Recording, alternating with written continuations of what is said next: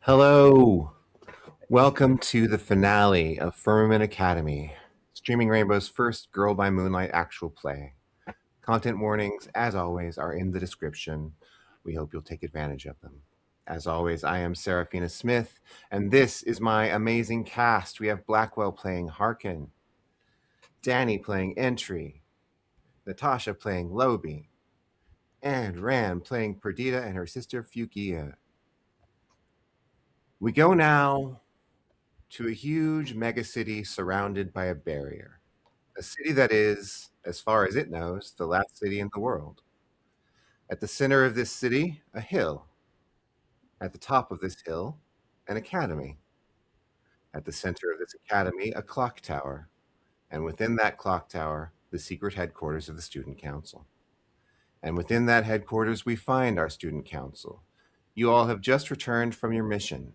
On your mission so far, you have defeated the Sword of Truth, which had taken over a student and influenced her to sacrifice her friend in some sort of failed opening ritual on the clock tower. You have closed the incursion point where the sword was found. You have found the scabbard, which has the power to contain, and learned that the firmament does not surround the world as you are always told, but only the city.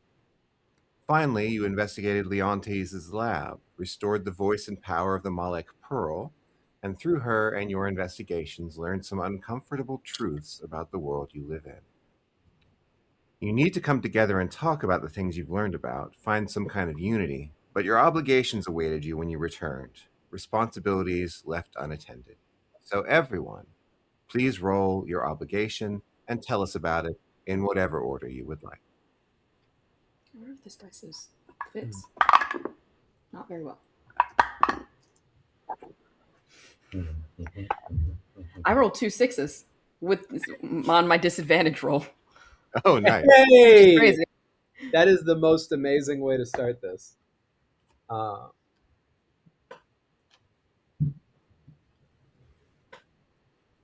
right, I who rolled. would like to I rolled a 4 on my side of the board.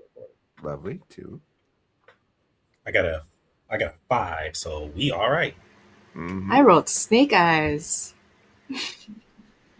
Oh no. Oh no! The balance to Yeah. the double sixes, right? Like, Someone has to get cursed. Yin It's like and all three, yang. like we're all good, and then there's you. We are so sorry. Yin and yang, push and pull. The universe has to balance itself somehow, and Yeah. sometimes it's very quickly. I think, if I may, You may. Harken's not concerned about school. Like he gets back, and there's that feeling of reports, essays, things like that, and he's just like, no, I need to talk to my dad. And it's not the usual conversation of like probably going to try to make the conversation short or asking a favor. I think it's straight up a how long have you known about this? Is this real life or is this a fantasy?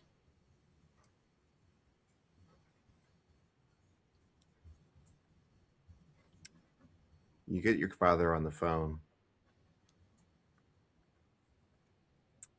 and start grilling him, and you can tell that he is taken aback by your forwardness. I got this.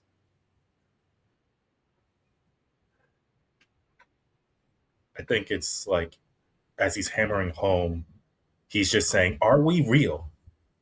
Or are we just an imaginary force that someone thought of? Did you know about this? Are we father and son? Who are we really? Of course we are. This is all real. We're the only real people in the world. And yet you're Everything never else- really real to me.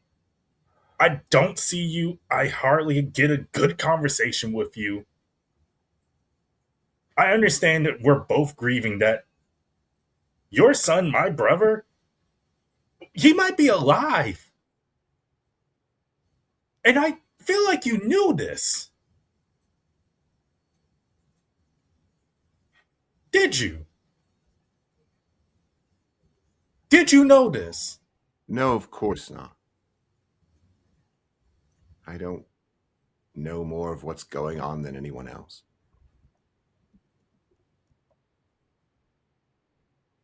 It's not.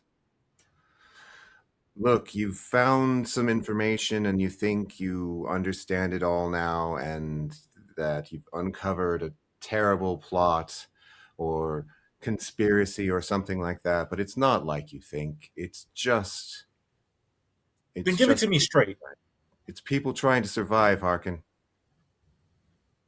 By what? Telling us lies? Make a padded Sometimes little room for us to be comfy in?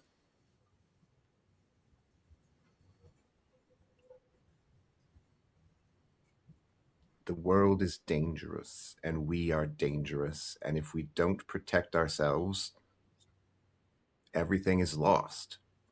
So we're caged birds with our wings clipped. The door's wide open, but we can't go anywhere.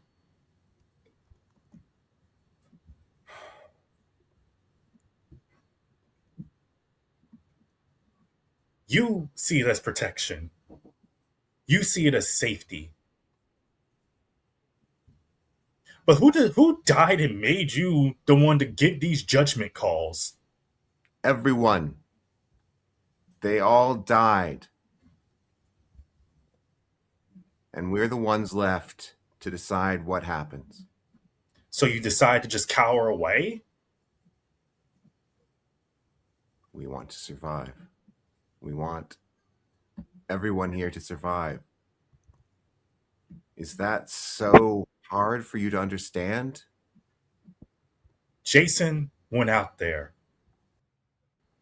He chose to fight and to live, to break free from this. I'm going to follow him.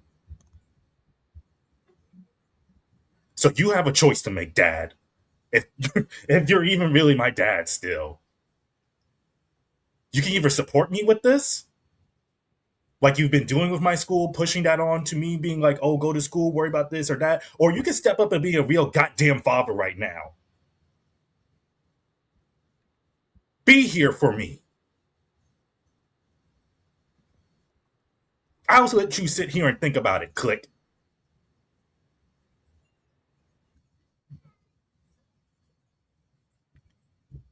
And Harken takes some time for himself, because that would be the first time he's ever snapped at his father like that.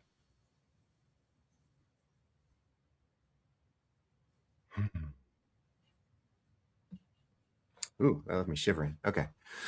I'm so tired. Like, I feel Yeah. that shaking it off. Either way. I think after the last couple instances of people speaking to Lobi on kind of trying to talk her down from some of her more destructive tendencies of being overly protective. Despite getting into a fight with everyone, she's in a much better place right now, socially. I think, yeah, especially in a moment like this where there's a clear mission to go after. I think that's the easiest part socially for her. There's very little anxiety about that when she knows what needs to be done. All right. Who's next? Entry is obsessed in a way that is both very in character and new. Continually obsessed with that strange signal from elsewhere, now recontextualized in their mind with this new information, but not just. Understanding that this, if it is in fact anything at all, and not simply a puzzle presented to be undecipherable as a way of distracting them from attending to other things, they are looking at it through the lens of everything that the group has learned about the nature of our shared reality and what it may mean for their place in it. They are, insofar as they are capable of confidently asserting this, disturbed. They think they are disturbed.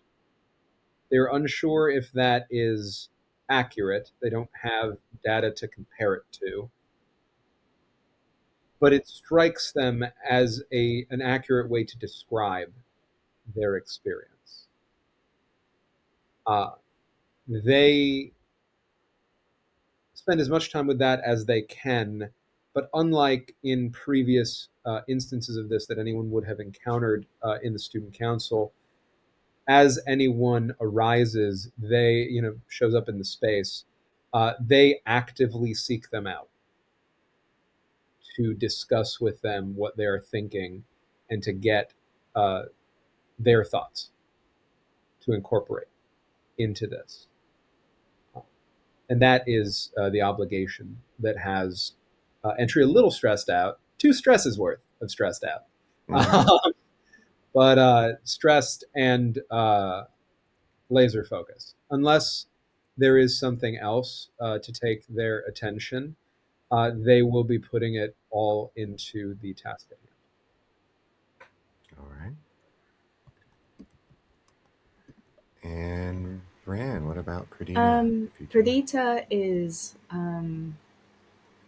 grasping onto every last bit of obligation, the namesake of this sequence, to feel tangible, to feel real. One thing to establish is that ever since we returned to the academy, or rather turning back even more, when we went through the wall and met Fuguea on the other side, the Fuguea we met is tangible and whole and in full color and not like a spectral form. But when they returned, um, Fuguea returns to this more phantasmal form. They are not attached anymore, but she's still more or less like a shadow, where Perdita takes center stage as usual. And ever since they return, she is just burning her candle on both sides in a way. On one side, she is working with all of her companions to towards the goal of finding a way to get out there. But when she is working, I think everyone would notice that there is a hidden sense of unease about her. And if you ask her, she wouldn't even be able to tell you because I don't think she realizes it. But whenever she has any time, she goes and handle her student council duty. So, and ever since the murder, I think she became sort of the person that other people go to for grief counseling and things like that. And the two of them are working together, but Perdita is the one offering solutions. Fuguea is the one who cries with the others. And then they would then talk to each other where Fuguea would say things like, "You're trying too hard to be good. If I don't try, if I don't stay together, then people are going to think that we're falling apart. Then, and what then? We have to we have to put up a brave face until we can rest, right? No, you don't. Nobody cares about schoolwork anymore. Why are you still finishing all of the homework? What's the point? Well, even if it's not going to be graded, I would know. I would know that I didn't finish something. So yeah, so she's majorly stressed out because somehow she still wants to get straight A, just to feel like she's everything is in her control. Mm-hmm. That's what 5 stress. Mm-hmm.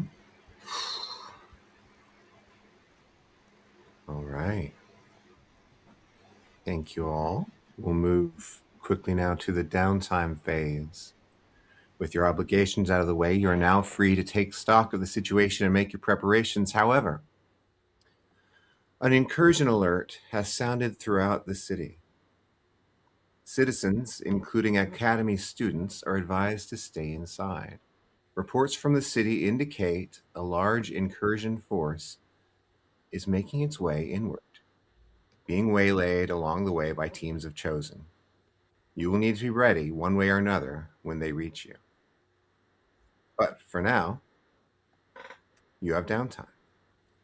The list of downtime actions is, as always, make a connection with another character to give them links, help a friend recover to help someone recover from harm, though I don't believe anyone here has harm currently. Work on a long-term project, though here at the finale, I suppose, is more of a short-term project. Investigation to further follow up on any of the leads you have uncovered. You can relax in the lounge, study in the library, or train in the practice room for experience. If you do use a room to gain attribute XP and it fills that attribute's XP track, I will allow you to raise that attribute before we go into the mission phase. So just to make sure that that is still a useful thing. Who would like to begin?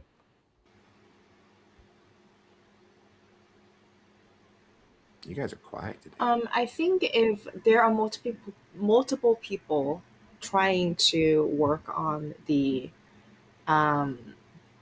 shrine that we want to work on together, I would love to lead a group action because mechanically that's useful for all of us and it makes sense. I think she being the one who will spearhead this, just like we're doing this together. I'd help. Yeah. I would love to start off the help by providing the extra marks, the extra 2 ticks to it, and then if more is needed, then I'll spend a action if that's okay. All right. There are 6 spaces in the shrine clock, and 2 are filled. I don't have any other long-term projects to help transfer this over to, but I would help at least in this action, but also I can take some of my own downtime in order to get this done. So I think mechanically, this is called synchronized. When you're involved in a group action, you may count multiple 6s from different roles as a critical success. When leading, you take at most 1 stress regardless of the number of failed rolls during the group action. I can't remember group action, how it rolls. I think we all roll something, right? Yeah. So lead a group action, roll for each character who will participate. The single best roll counts as the action result, which applies to every character that rolled. The leader marks 1 stress for each 1 to 3 result rolled for the group. So to build this thing, I don't know what you would call it, but I was thinking either express or something. I can do express. Do we all do the same one? I'm not sure. And also, Is that a director question? Yeah, I don't think it says. If it does say, I'm not seeing. So I'd say you can do your own if you want. also, I'm not sure if I'm supposed to roll. I'm happy to do it, but because I'm starting off by giving the 2 ticks that just come automatically from no sleep, maybe I wait to be the last one to roll to see if we need me to. Okay.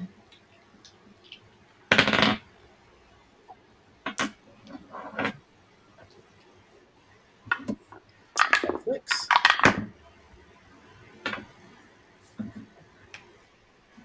So for the 2, I rolled a 6 and a 1. So it'd be a 6. I also rolled a 6 and a 1. So we already have a crit. That you do. Okay. So with a critical roll, that gets all 4 segments on the clock filled. So the shrine is complete with 1 single roll. Well done. You now have a Valkyrie shrine in your headquarters. What's next?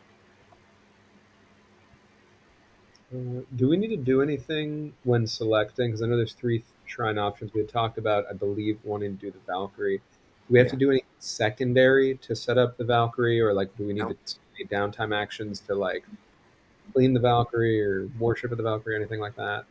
Uh, in the time that I mean, there is like upkeep of like doing that, but in this one where you've just created it, you don't need to do that. understood. Perfect. Awesome. So, and we because we rolled a critical, did we end up using the two ticks to the clock for me, or did that Yes. end up Yeah. being 4 okay? Perfect. plus 2 made 6. Beautiful, beautiful. All right, love it. I don't need to go next, but whenever I go, I think that both of my downtime actions, unless there's something else somebody wants entry to spend it on, in which case I'm here for that, would probably be on investigate. I'm just going to further investigate stuff. Rand still has another downtime Oh, action, no? I Yeah, can yeah. wait. Yeah. This is just my. I I have don't 2 left. Oh, Yeah. yeah. Let's do those. Yeah. I'm honestly still thinking about what I want to do, so feel free to go ahead. All right. So Lobi and Harken wanted to do something together. Yeah, I think, especially after how things were kind of left off, she'd go to find Harken, whoever he may be. Um, Probably in the training room, still trying to figure out this transcendence thing. mhm. Mhm. Which, if I can, if I still have my 2 actions, I would like to do that at the same time as also talking to Lobi. Mhm. I forget if do I have to use if I'm using a help action, do I have to use one of my downtime actions for that, or can I just give the help action to if you unless it's just the mechanic of using Yeah, you the can just room? get. It's fine. Okay. Then I think she'd kind of knock on the door. Hey, The training room's fairly large, right? Mm-hmm.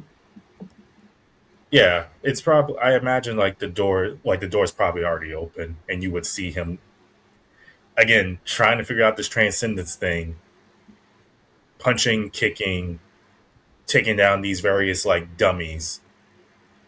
And I think when you say "hey," he looks up. It's like, "Oh, hey, hi, hello. Uh, I'm a little sweaty, but what's up?" you could still trying. I don't know if punching mannequins is necessarily going to help with figuring out how to transcend again. I don't know how to do any of this, and it's at least blowing off some steam. Fair. Uh, I want to talk to you about something. I went on a little bit of a research tirade a couple days ago, and I feel bad because it was kind of without it. It felt like maybe I was imposing a little bit, but I looked into those journals that you grabbed, like your brother's research. Yeah, Um, I found some stuff in there, and I mean, I was kind of actually reading it, not just looking for information. Did he ever try to reach out to you at any point in time? no, he was always the one that he was a shining example for everyone. The one that never seemed to worry or be concerned about things. But as you saw and I saw, there was a lot going on in his mind. Makes me worried that all that's still in his head while he's out there. Yeah, he seemed pretty focused, thinking that the sword would fix everything. I don't know about that. I don't know if there's a one shop fits all solution to this. No, 100% not. I don't think a sword can fix all the things it seemed that he had going on. Um, but I guess I ask because maybe if you reached out, obviously we're trying to find him, and the big problem is we don't know where he is. But I think if it comes down to it, I don't think we have to hurt your brother. It seemed like he was more lonely than anything else. Like he was trying to wait. He was trying to wait for someone to save him that would never come. I mean, considering how our dad was, him being the oldest, having all the responsibility, I can only imagine how lonely he felt. If he needs someone to save him, then I guess that's us. He I think saved me so many times. I gotta return the favor. I think you can. I think I don't know what he was trying to prove necessarily by finding the sword, that he could do something that he. I think if maybe you reached out and showed that. I think it was a few weeks at the beginning of the semester that I told you that your own productivity does not create your worth in this world. Something along those lines. And I think that's very much where his head was at. That if he could just do this one quest, this one task, that it'd fix everything. I wouldn't be surprised. I He think it does this helped to one. have. I think it helped to have a family member be there if we find him. When we find him. Not if, when. And we will. Mm-hmm. And if I gotta drag him back home screaming, crying, wanting to fight, we will. And we will find a way to deal with all this. How are you, though? Doing better. I think I'm just kind of pissed at everything. The research, Dr. Leontes, while not as much as other people like Perdita and Fuguea, did seem to reach out to your brother as well. He's that kind of creep that preys on people like that. People that need help that he cannot provide. False hopes, false dreams. Just kind of like the world that we're living in. I don't know. I like where we are. I like that whatever this world is, if it is fake, led me to you guys. I'm glad it led me to you all. I'm glad that we exist here. But there's something more. There's something better than being in a cage. I don't know. You weren't there. It was scary. Change is scary. I thought my brother was dead. He might be alive. That's still scary. That's an awful lot of change to go through. That's a good change, though. I think I'd rather hope that someone I care about is alive rather than dead. But I don't know who he'll be when I see him again. I didn't fully know him based on these notebooks, and I don't know if that's my fault or his or anyone's, just or my dad's. I feel like it's easier to blame him. Probably. It probably wasn't an insignificant part of it.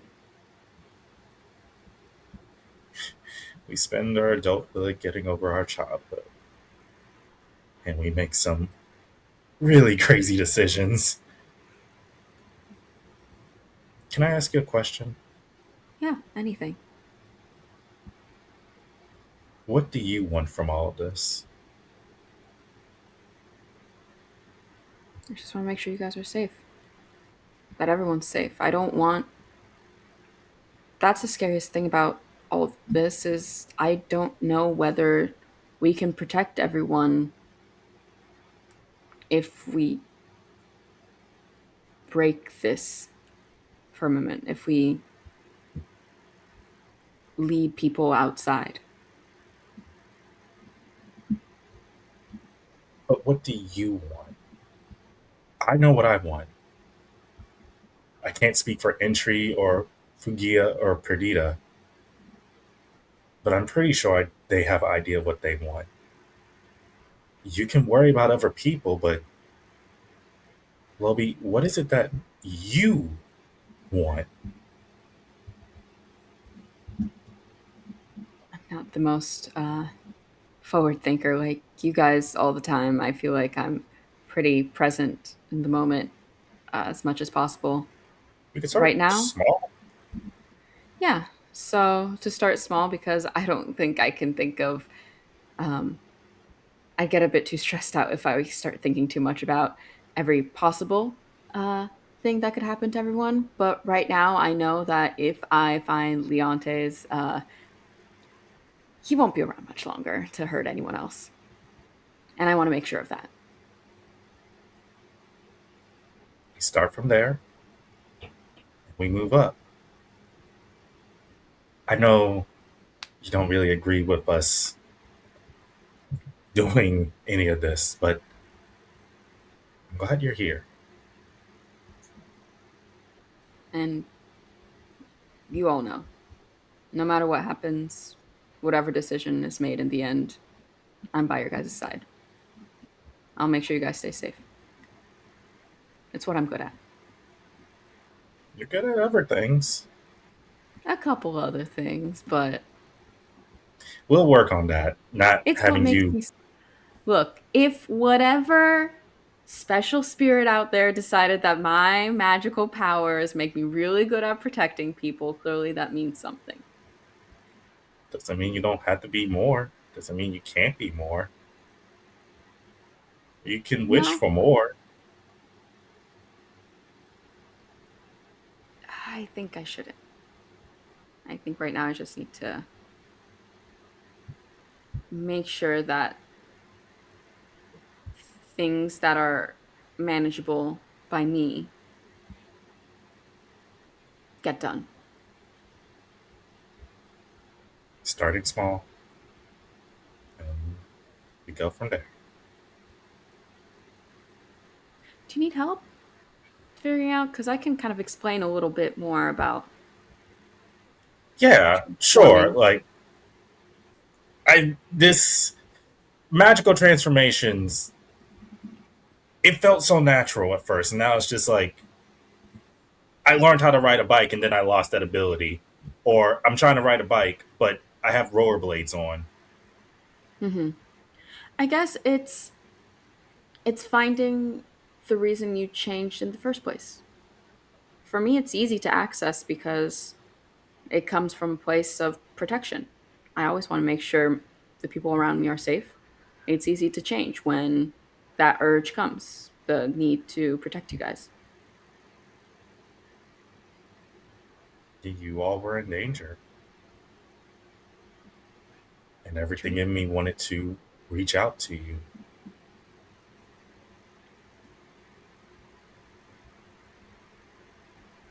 I know that you put yourself in front of us to protect us. Let me help protect you. I know. You guys are good at a ton of things. And I know I'm good at things too. Not there's one class we don't need to talk about, but I'm good at other classes. Most of my classes I'm doing pretty well in. But I Chemistry and yeah, me do not get along. no. No. But yeah, I can help with this and look, it feels weird to be like, yeah, you can protect me, but sure, you can do it. It's okay. Sometimes things feel weird until you get used to them. It's a difference in mindset. Like it's weird because you're not used to it until you figure out, okay, this is Mm-hmm. nice, this is okay. We did promise each other that we would look out for each other and make sure that we're taking care of ourselves and each other. That's just an extension of that. I know. You just have to beat me to the punch. I can try, and pretty damn good at trying. You are. And then I think I'd help continue as we're here, just continue helping work out the little tricks and trying to give tips about transforming and whatnot and Mm-hmm. what I can do to help out in that sense. All right. So this is making a connection. Yes. All I right. think it's making a connection on both ends because I'm training, but also using that second action to make a connection with Lobi. Okay. All right. Go ahead and make your rolls to make connection. Mm-hmm. I'll We use just roll one express. d6. That seems the best. You roll whatever the skill that you're using to connect is. Do you know what's crazy about the Guardian build is there are no abilities to help you connect to people better, just protection, like physically and emotionally protecting people better. Mm-hmm. But I am going to push myself just because I want this roll to turn out good. I'd I be feel upset like if it didn't. empathize would be good here. Yeah, that makes Okay, sense. 5. I'm glad I pushed myself because 6. 6. Okay. 5 and 6.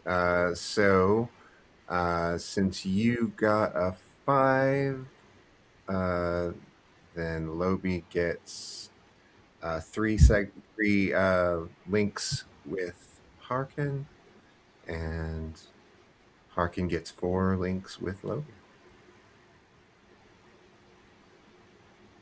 What would we like to do next, folks? I think as we are kind of working on the statue together, it would be Fuguea who stays behind a little bit to continue on as Entry is. I think both of them, both Entry and Perdita are in a bit of a sleepless state, and Fuguea would just go to them and say, I think my sister has taken on. Well, I think you're rubbing off of my sister a little bit, or is this the other way around? I do respect your sister quite a bit. She's become quite a I have trust. workaholic. She understands the stakes and importance of what we are engaging in, and I appreciate that. She also is willing to do what it takes, it seems, to deal with it. And that is why I chose her to entrust with the destruction of myself, if that proves necessary, as it still may in the moments to come. She's very trustworthy, and I think between the two of us, she's the one who deserves to live if things were come to the worst, you know? That's what I always thought. I'm not sure that I understand the odds that make that necessary. Is it not possible that the two of you can both survive? It's a hypothetical question. Is it a hypothetical question you think about often? I suppose I have thought about it. Even, Would it be rude of me to ask why? well, um, it's been a little loopy. I don't know if that word makes sense to you ever since I came through, all the way through. It doesn't feel, well, we already know it's not really real here, isn't it? I suppose that depends on a philosophical distinction with regard to the definition of reality. We are really speaking with one another. I still don't quite feel as though I am fully here. I quite often don't feel like I'm fully anywhere.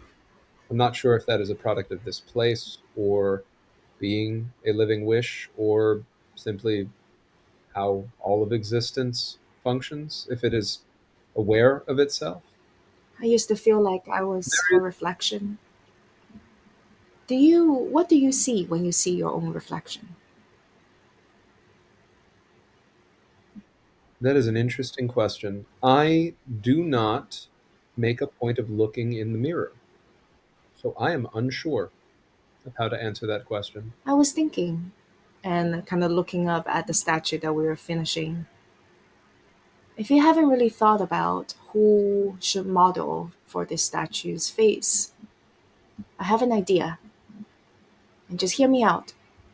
And she kind of pulls up this, um, like maybe head sized and round mirror.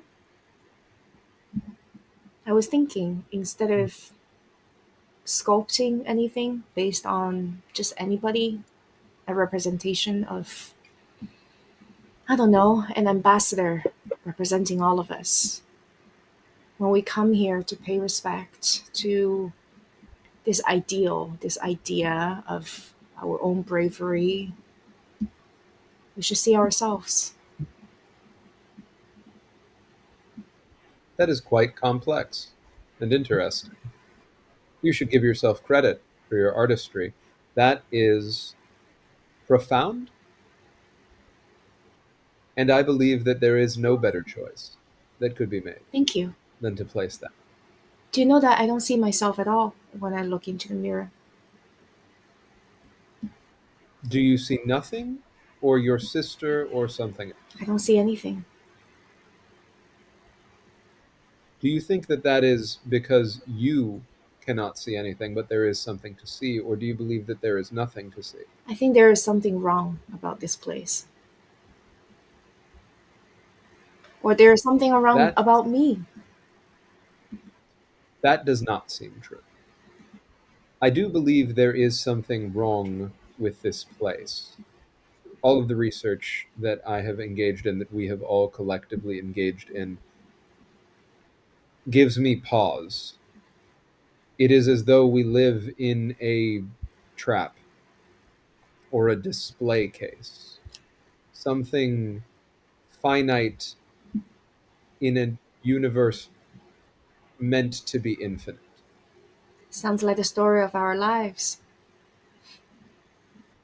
Indeed. And there is a directness of the ways in which our lives reflect that reality that only emphasizes, the more I focus on it, the likelihood that that is by design. That we, as our friend Pearl said they were sent to do, are held back, trapped, dampened, imprisoned, something. It is hard to settle on what it might be yet, so that those who fear the power that we hold feel safer through our imprisonment. I do not wish to cause harm to anyone here, to any of you. That is why I asked your sister, and I should let you know, would trust you as well to do what needs to be done, although I understand that you define that differently than her. And I do not know which of you is right in understanding how to stop the threat that is me, I think destroying me or changing or helping me change or transcending.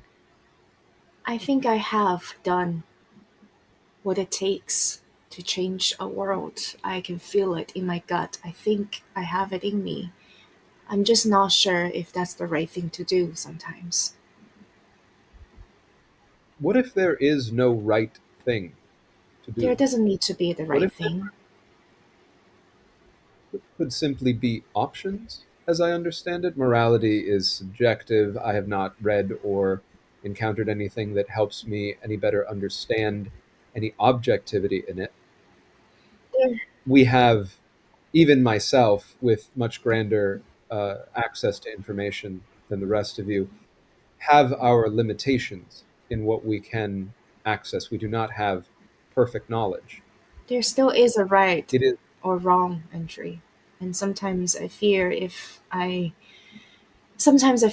my sister isn't there to watch over me, I will choose my options a little bit more rashly. rashly or as quickly as the moment requires. That doesn't always end well. Nothing ends only well. Everything is complex. There is nothing that I have come across that indicates any outcome of any action will be good for everyone all of the time. And with imperfect knowledge, we can only act upon what we know with what we have. It's rational. There is something between us that no one would be able to understand. It's like we need to we need each other to balance out. Not just to make the right choice for the world, but to make the right choice for ourselves. And that sometimes has nothing to do with morality, but it's just, when you transformed, Hmm. I saw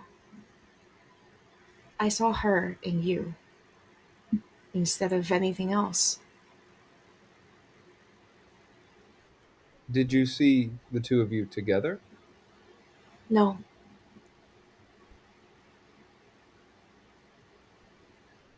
I hope that the next time I show my true face, you see yours with hers.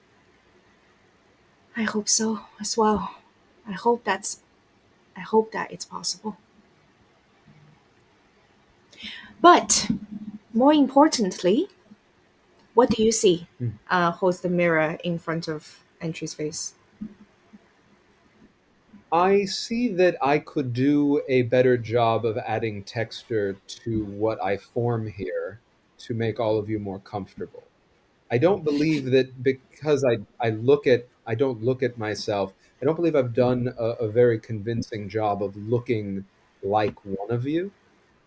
And here you see that entry, without having to move anything but what starts to change on their face, uh, transforms into a much more human-like, someone with a much more human-like visage than before. Some of that uncanniness goes away. There's a lot more detail involved, and as they transform in that fashion, you see that there are features subtly included but identifiable to you that reflect aspects of Lobi, of Harken, and of Perdita and Fuguea in a way that is a little clumsy, but that shows that they are trying to look more human like by trying to look more like each of you. Do you like it? What you see? I believe it is not my best work, Is that what you want? but I will continue to work on it. Is that what you want? To look more like the rest of us? Not everyone, just those of you who have chosen to care for me. Hmm, that is interesting. And I do not know still if I am a person, but I do know that you treat me as though I am a person. That is why I wish to look like each of you. that makes the two of us then. I don't really know if I'm a person either.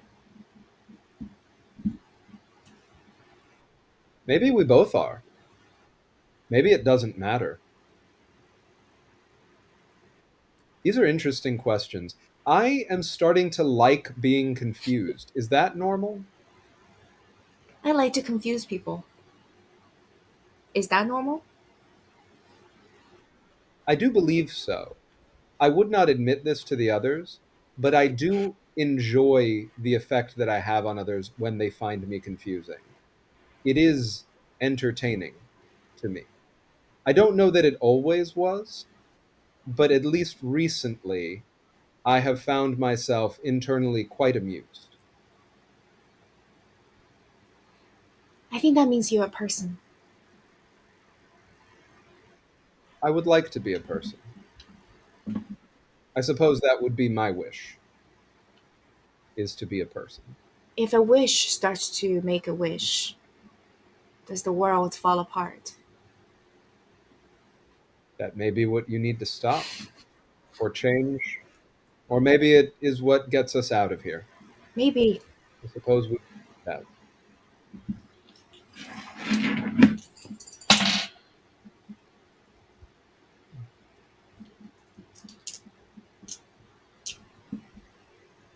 Well, if you want to take a break, I can finish up here. I will check on your sister and see if there is any way that I can be of assistance with any of what is keeping her from sleeping. I think she went to the archive or something. Thank you. And fully appears over at the archive. I'm gonna roll to make connection. Hmm. I'm not sure what to roll here. Is there any way I can help with that? Like, can I take stress or something? Can I help? Is You that a can take pop? stress. Yeah. I'll take 2 stress to help you out with that. I want you to get as many connections off that as possible. Well, I it's like you getting that. connect links from me. Oh, Yep. Yeah. well, all the same. Yeah. I'll take. All right. So I think I roll either express or confess, if that works. I think either of those would work just fine. Yeah. That's a 5. All Okay. right. That is 3 links. Okay. I put three dots, if I did this correctly, in Fuguea understands me. Hmm. That's the link we got there. Um, And for my third action, which is in the archive or in any space that you think is appropriate, Perdita wants to investigate, and specifically in terms of the history and relationship between these characters that we have encountered, between Leonte, between Jason. What is the pattern? She wants to examine how it happened. How it happened. We are all chosen, but specifically these people who he contacted. What are the pattern? What are the connections? Okay. Go ahead and give me a roll.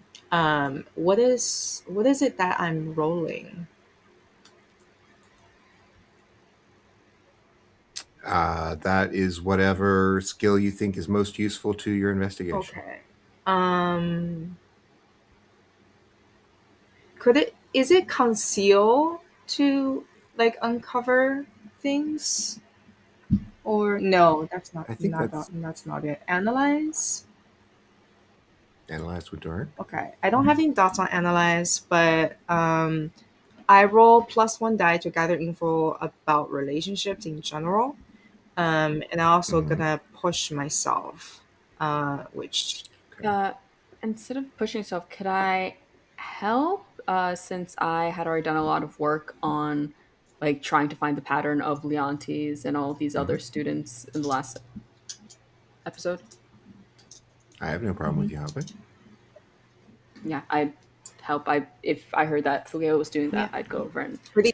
give her any research and my studies. Thank you.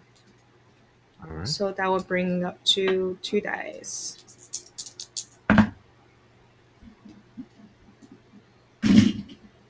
4. All right. That gives you one question and one follow up. What of the questions on your sheet would you find most appropriate to this? I suppose in a abstract way, what here is incomplete. in a sense that what is the missing piece of puzzle that I'm not seeing? All right. Um, what you find in the archives and with the rest of your investigations is that the it seems that Leontes has some sort of way of detecting the most powerful people, the people with the most magical potential. And that is also who was selected for the student council. And Leontes clearly has he's got a routine, right? He finds the student and finds out what they want and tries to get them to believe that he can do it for them or he can help them to do it. And in doing so, he gets access to that kind of power. Is he trying to use these power for something? Like, I guess that's my You, follow-up question. Like, what is mhm, his purpose in using these powers? mhm. So you think about the devices you've seen in his lab and in his hands when he was accompanying you. Um, and you think that he has found a way through technology to use the power of others for specific purposes. For instance, the way that he was able to let you all through the wall that should have been impassable by using the power of your wishing to go through the wall and his device. Um, so it's a way of empowering himself in a way of in specific ways. Hmm. Uh, I think that entry shows up as that process completes. That's when entry blinks into existence at the archives, and checks in. Oh, it's you. Your sister suggested that you might be here, and I might be of assistance. Am I too late? No, I don't think I made too much progress. What have you found? Didn't find anything much more than Lobi has already found. That professor, whatever his real name is, Leonte, is an asshole and wants to slap him. I want to slap him again if I could. Interesting. I believe we will be able to kill him shortly. We should find more information to see what are the ramifications of what he is trying to do or to trick us into doing. It does seem clear to me that this Leontes is clever by his own standards, but not powerful on He his own, unless there is power he has hidden that I am trapped not. each one. He reached out to Hmm. Jason. He reached out to me, to Fuguea, and I think brought you here and everyone else, everyone here on the student council because we, according to him, is powerful and is useful to him. So Interesting. I have noticed a pattern where those without power manipulate those who have the talent they do not have to gain power for themselves. It is, I think the word is pathetic. Would you say that is an accurate I do not description? understand. What is it that? What is the purpose of having this power? Why? Why he couldn't have just asked for help? Perhaps My most effective analysis of this question leads to the probability that it is the act of deception and manipulation that causes him to experience whatever it is he seeks to experience, more than the power or the outcome itself. It is the trapping us, as you said, the tricking, the harming. That is what I believe he and others who act in similar ways may seek, as best I can tell. Does that sound possible to you? I keep thinking back to the way I arrived here. I had no memory of how I got here at all. It's as though I just apparated out of nothing, just like the way you did. I perhaps I'm not sure how you arrived here, but You are correct. I have no memory before I arrived at the moment that my creator, summoner, whatever Francis may have been or may be, disappeared or died. I am unaware of what actually occurred in the moments before I existed, and by the time I existed, Francis was not present. I have assumed did not exist, or was in some manner transformed into me. I do not know, and I am not sure that it matters. It may. it matters I for don't. me, I think, because I'm not sure why, but I have a feeling that Fuguea knows something and she's not telling me. I understand. It does seem likely to me that the clearest course of action to better understand that is for the two of you to speak with one another directly in this moment where we might find ourselves for the last time able to have conversations such as those. I have never slept. I have read much about the concept of a dream, and I understand that it is common to not know when a dream begins, to simply find oneself inside of it. I understand that time moves in strange ways, that it is unclear how a person may move from one space to another, that there is a compression and a refraction, there is a telescoping. Some things are larger and smaller in a way that is somehow different than during waking life. What if what if I'm not real at all?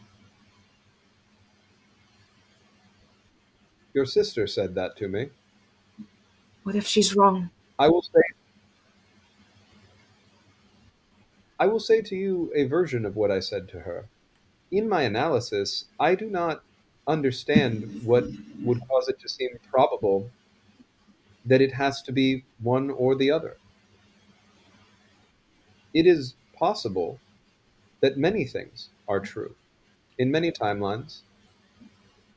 In this one, which I do not believe is the one in which we began, I do not know what the answer is. What I do know is you and I are here.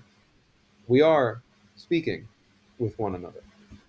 You do, in this moment, for me, exist. Yeah, and I really do want to exist. I do not see why it would be necessary for you not to exist. I do believe that this world we are living in and any we may find past the boundaries of the firmament is better because you exist. All right. Well, these are foolish questions that we do not need to answer right now. All we have to do is to find a way out, right? This is a prison. We have to prison break the hell out of here. I didn't used to Indeed, swear. Rubbing off of my sister. swearing is interesting. I understand that it is an exclamatory way to use language. It is an opportunity for venting emotions of various sorts. It grants emphasis and can be used comedically and pejoratively. In what way did you mean to swear now? I suppose just to express some sort of heightened emotion and determination.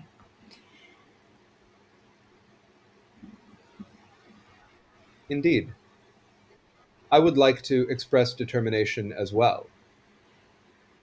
Let us get the fuck out of here. Was that reasonably done? She laughs at that a little bit, like a genuine toothy laugh. Very good. I'd say you're a person now. Thank you. If swearing is a way to define personhood, I believe I may enjoy being a person. That was entertaining. And I was happy, if I can be happy, to see you smile. Haven't I liked the new look? Thank you. I intended to look like you, your sister Lobi, and Harken in some combination, as you all are the people who treat me as a person, and that seems important to me. Raise eyebrows, will not comment. Eyebrows raised back at you in a mirroring gesture. And I understand, should they be higher? And they just stay up there in that. Let us get started. And I think that takes us maybe to my downtime actions, which are going to be investigation oriented. So essentially, I'd just like to build momentum, right, on what we've been investigating already. Like to focus in on, we were just talking about jailbreak, so let's focus in on that, on everything that we have been able to put together so far about what it means to get out of here. I think is, if you would agree, fair scope for the first here. Okay, let me see, because this is a lot of stuff. I'm gonna go with. I mean, they're all the same mechanically. If you buy it, I'd love to go with flow. If not, I'd do analyze. But just because that's the way in that entry tends to do it. Entry doesn't transcend exactly in this moment, but does use more of their power to engage with the multivarious existence around them, including the multiple timelines that they have directly encountered at this point. Going to use flow. Going to dig in with, so that's an extra d6 on top of the one dots. So that's two there. Then a push themselves, take two stress on that to get to a third dot. And I think that is it, unless anybody wants to help me. Oh, let me see. No, I don't have anything there, and I can't use that. Yeah, I think it's Oh, just the I'll three, help you. unless anybody wants to help out. Beautiful. Thank you for that. Yeah. Um, You can also do it not just by helping, but by using links as well. It's true. I don't have a link with Perfect. him though. I would say I have links with Fuguea, so I Right. didn't think I could Yeah, pull but him here. I think I will have to spend to help you instead.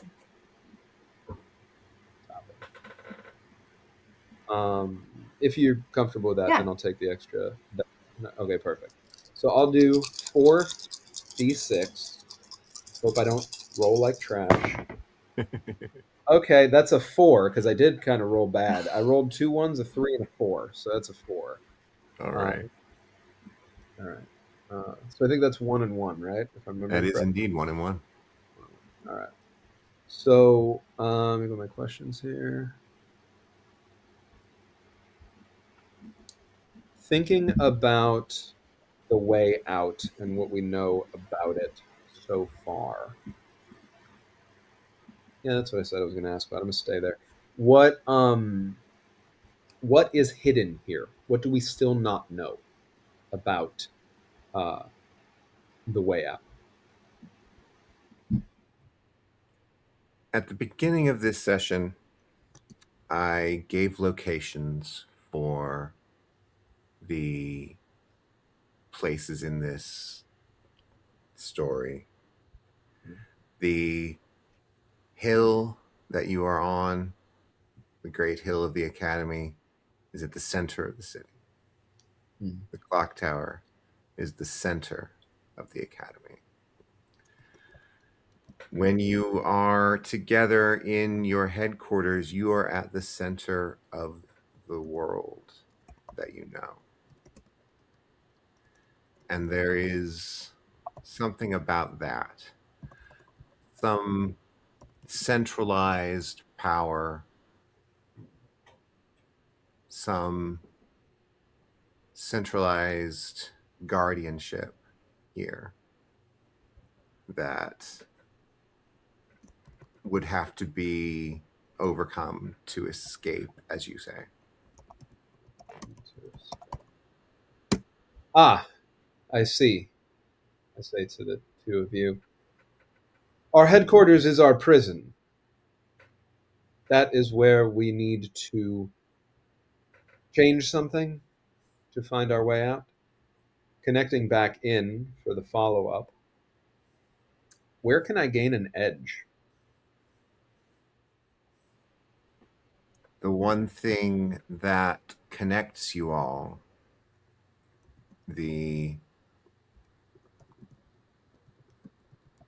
besides the rooms and the shrine and all of the fancy stuff that the student council has access to, is your Malek, is the cat. And you think that the key might lie with either getting through the cat or getting the cat on your side or something to do with the cat. The cat is important. You can feel it.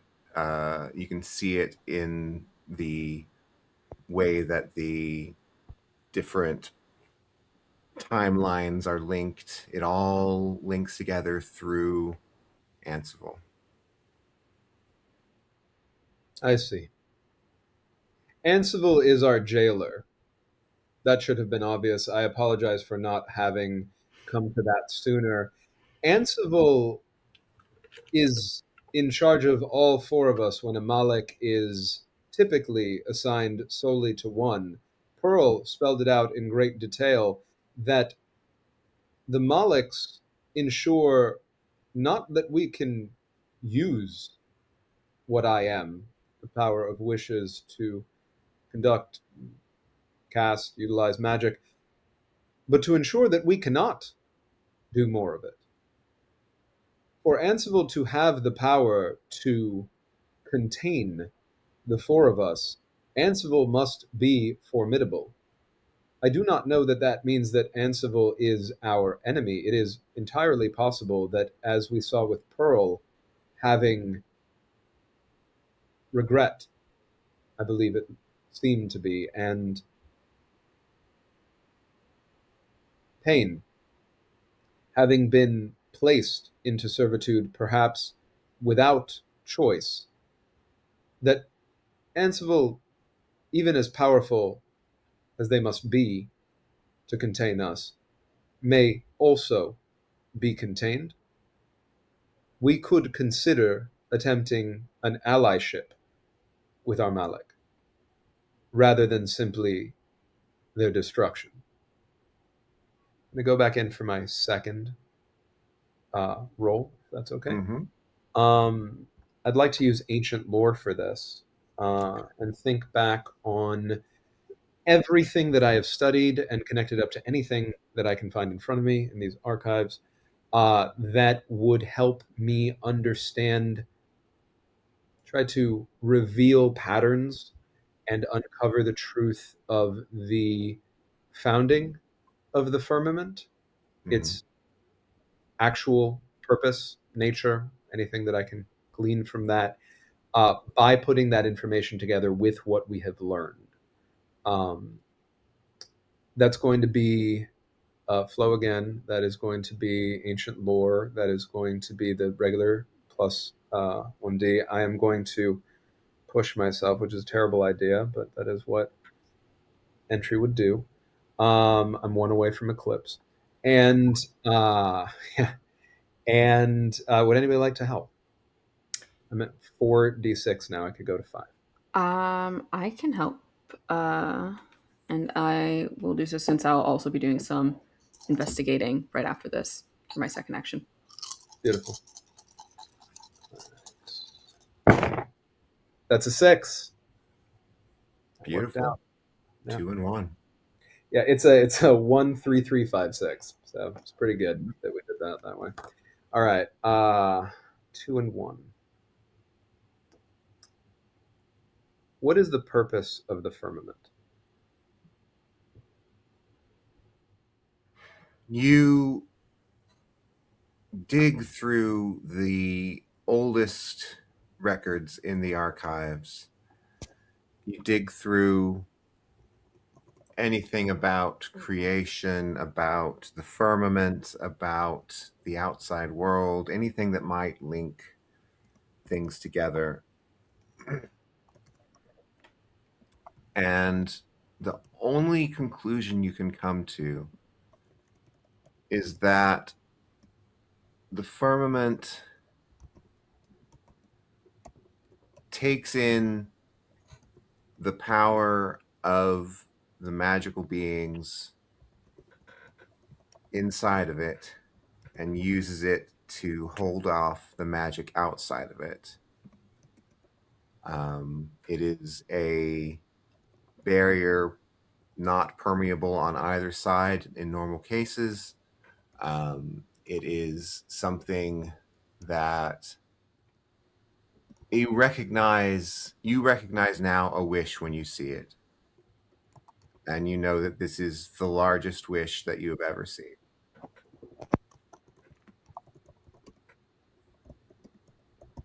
We are within a wish that we are the batteries powering the shape of.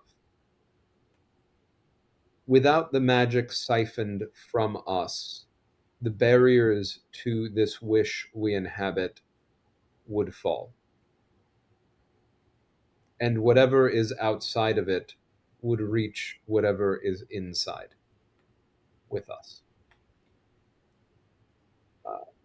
Second question, and then I'll work out the follow-up to either, if that's okay.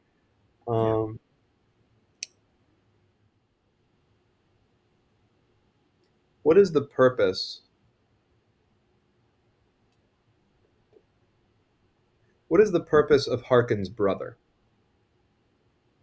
The purpose of Harken's brother.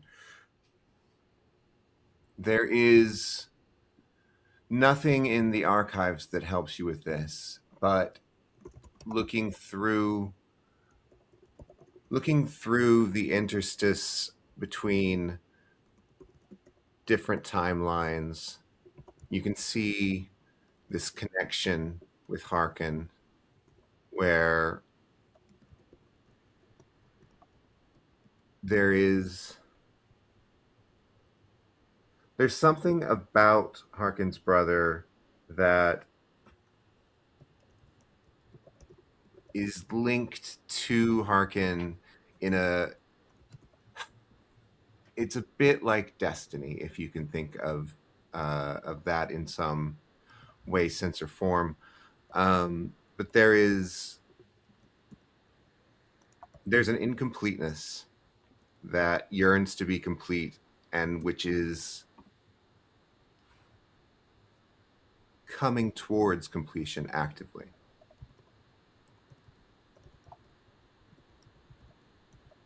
From that, you can determine that soon some sort of confrontation or reconnection is destined to happen. And that connection is something vitally important for Harken.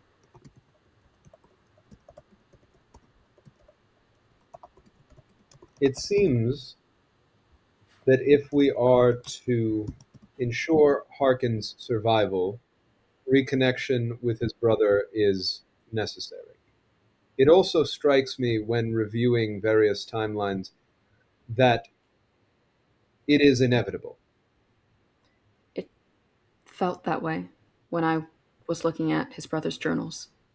It seemed like he needed someone, Harken, to reach out to him. If we are in a wish, as it seems we are, and a wish may function in a manner similar to a dream, and there may be differences in how personhood is delineated, and it is possible, as with you, Perdita, and your sister, Fuguea, where two are distinct and whole, that Harken has a relationship with his brother that is not dissimilar to that. I do not know what will happen when they reach each other. It is possible that the success of our endeavor, our destruction, or our transcendence may rely upon how that goes. Harken is the key, as I understand it, to whatever comes next. Uh, I would like to do my follow up.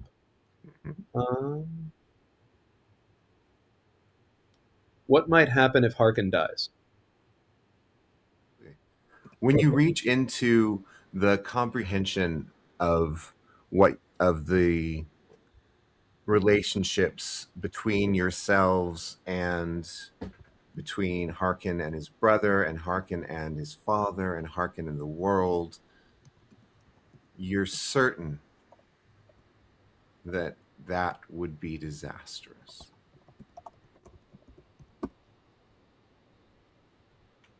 May I ask the two of you for a favor? Of course.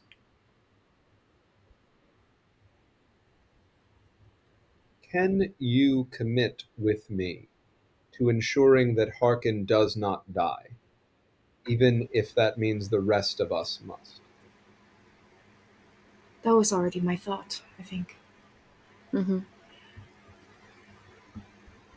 It seems that there is nothing to save if Harken dies, from what I have seen. So there is no rational cause to try to save ourselves if we will be lost when he is lost. But there is rational cause to sacrifice ourselves to ensure that he is safe. I would not sacrifice my sister a second time. That is my line. I do not believe you would need to, and I believe that I do not mean to speak for your sister. She would likely want to make this decision for herself, in which case we could ask her if she would be interested in the same. But as with you, there is no expectation that the answer is yes. I am reaching to you as a friend, and I am sharing with you what I I think know. she is different. I am saying I make this promise to you and to myself if you ensure that she also does not become lost. That is acceptable. I will ensure, as I am able, that she is not lost. I will sacrifice my life to ensure it if necessary, if indeed this is a life I have to sacrifice. And I will, of course, do the same for Harken. I do not believe there is utility in telling Harken that we are going to do this. I believe that if we tell Harken, Harken will try to stop us. That makes sense. He was already trying to get me to back down a little bit from protecting everyone as much, but absolutely. I also find that I do not want Harken to have to live with the knowledge of this decision. I believe that if this does occur, and any of us do survive, it would be in Harken's best interest that we do not disclose to him that this was our plan. If my sister finds out, she is going to share this with Harken. That's just who she is. And it's very difficult for me to hide anything from her. I have found, even if I do not tell her about any of this, somehow she just knows about what I think, about what I'm feeling, even though I hide it well. Would you consider, if she does find out and you are unable to convince her of the utility of keeping this from Harken, would you consider asking her if she would be willing to speak with me first? Perhaps. I am grateful for that consideration. I trust in whatever decision you make. Lobi, you have not said very much about this plan, although you did agree to it, and for that I'm grateful. I am new to being friends. I am trying. I may I may fail. Are you okay? Um, I don't know. I think I'm just in a place where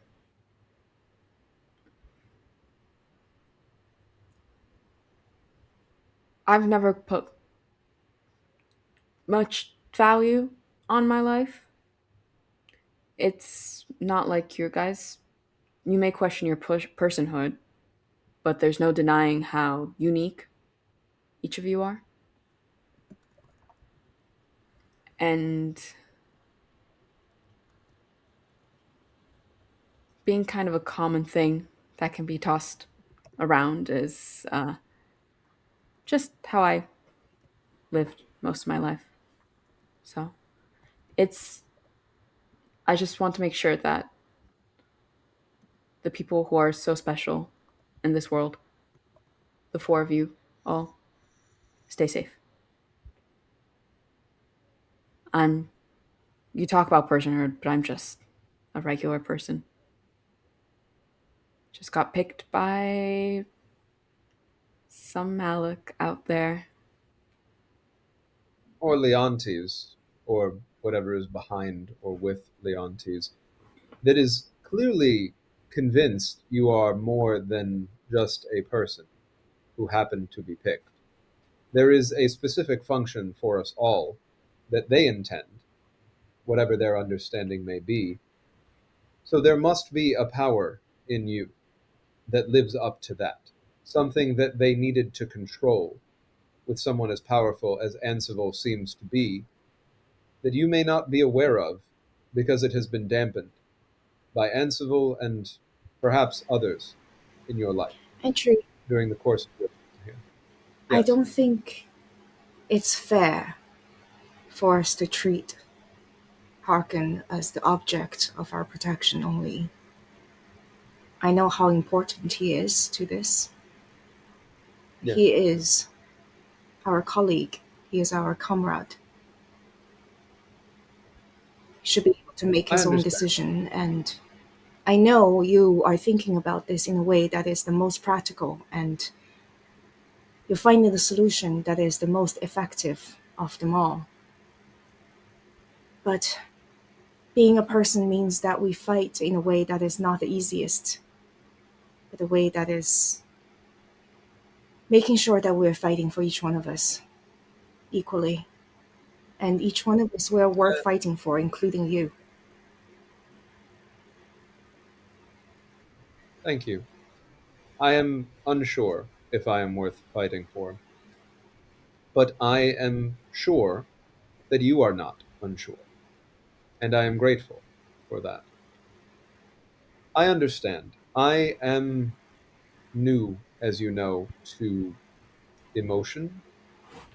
I am trying to be a good friend. You I are. do believe, thank you. I I hope to be.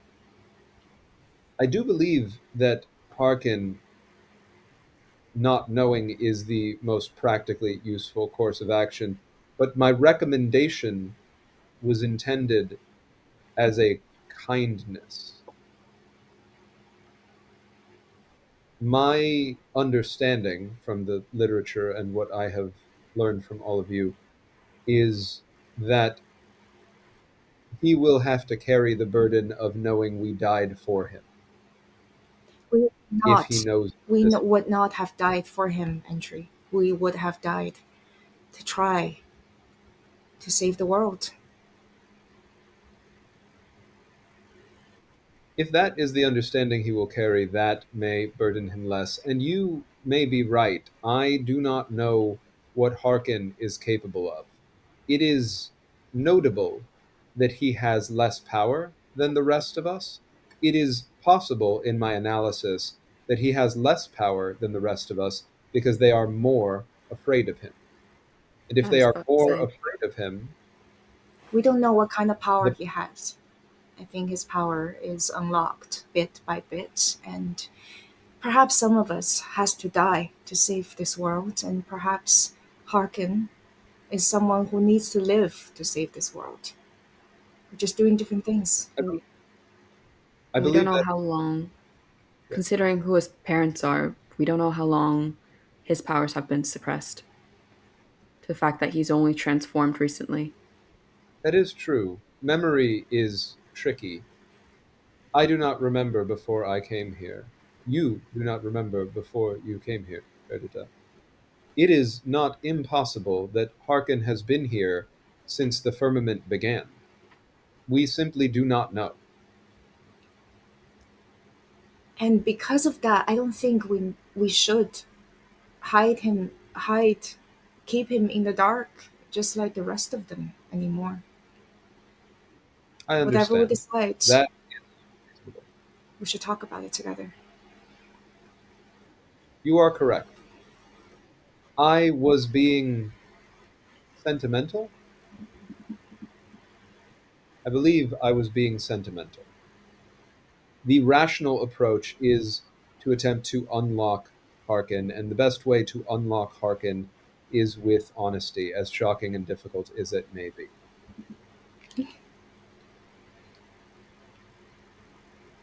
Thank you, Perdita, for helping me see logic and reason through my emotion. This is unusual. I am uncomfortable. You'll get it. Just the eyebrows are still all the way up, by the way. You can lower your eyebrows, by the way, Entry. I do like the new look. It's Thank you. nice.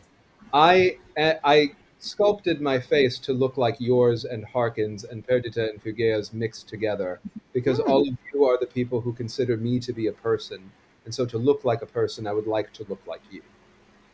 Oh, that's so sweet. Just full stone on the face. But you can lower your eyebrows. It's a little, Go too low, just like a little bit too low, yeah, a little bit up. Yeah, just a just little right high. there. Yeah. Yeah.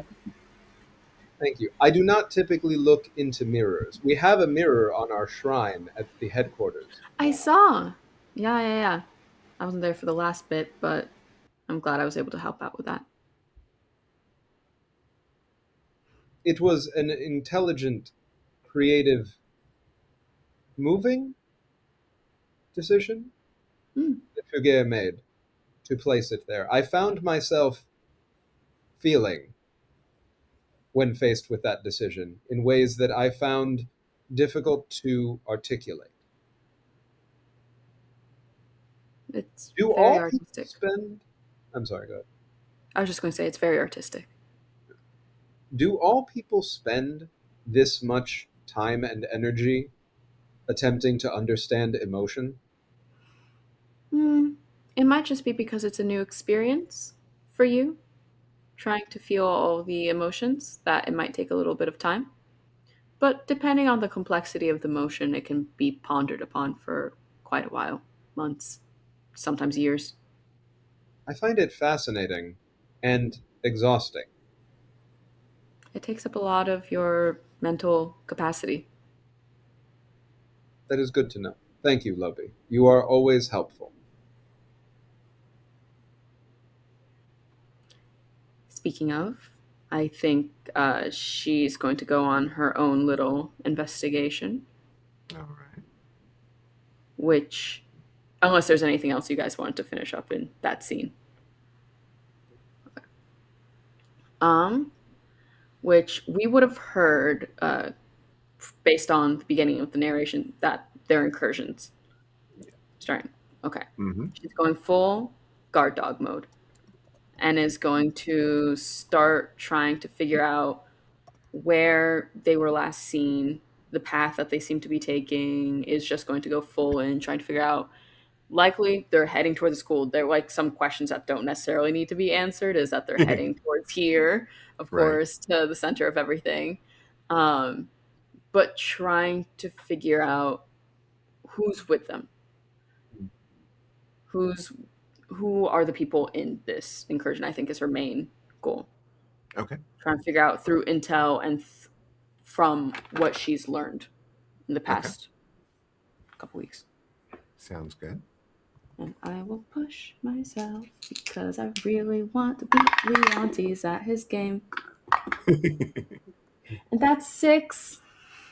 Oh, 6. 2 questions. But I also, yes, but then also many things happen here, including because I'm trying to anticipate possible threats, the effect level goes up by 1. Uh-huh. Okay. And then I also need to roll for Eclipse. Oh, jeez. Okay. That's a 1. Oh, no. Okay. Oh boy. I know this is like, my brain's like, would I be there? Because I have links. But 1 wouldn't. It has to Yeah, be you on, I still think, on a can't. 4 or 5. Right. Never mind. Yeah. And I don't think there was anything I could do. Yeah, I'm not transcended. That's the only thing that would give me an extra die for Mhm. trying to resist Eclipse. Okay. All right. Well, first, before you go into Eclipse, you get some answers. So ask me your questions. Okay. The one I always get is who here is hurting.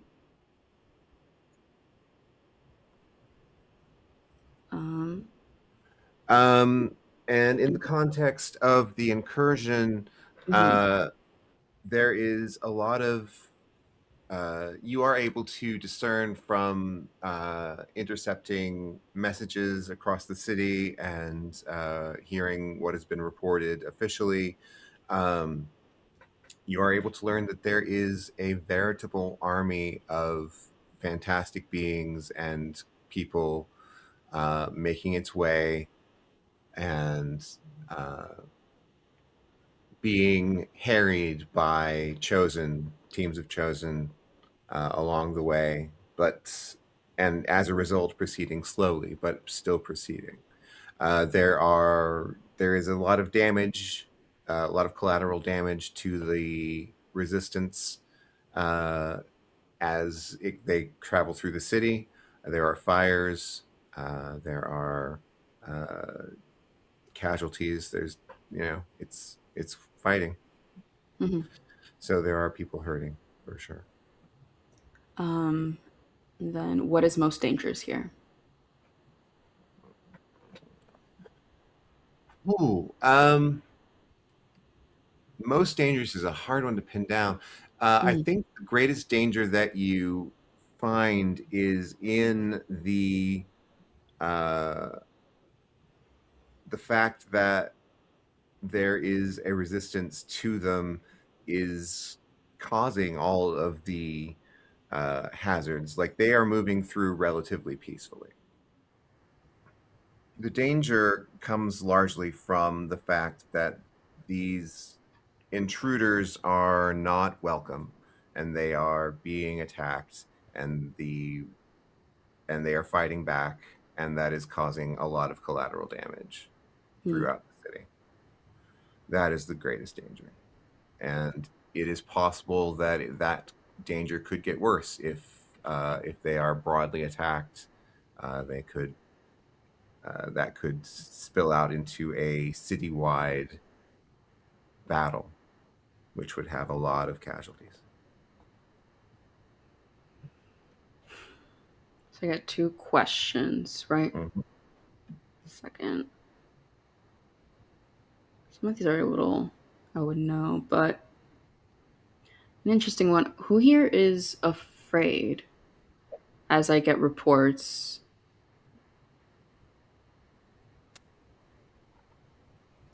Yeah. The whole city is afraid. Yeah. For sure. That one's an easy one. You probably didn't need me to tell you that. Hmm. Um, but I do want to emphasize it. There is a lot of fear in the city right now, and that fear is driving the teams have chosen to fight back. Um, the this feels to the city like an invasion or a war, an invading army here to destroy them or take over or whatever it's here for, and they aren't making their intentions known, which is, of course, making it more difficult to um, reason with them. Um,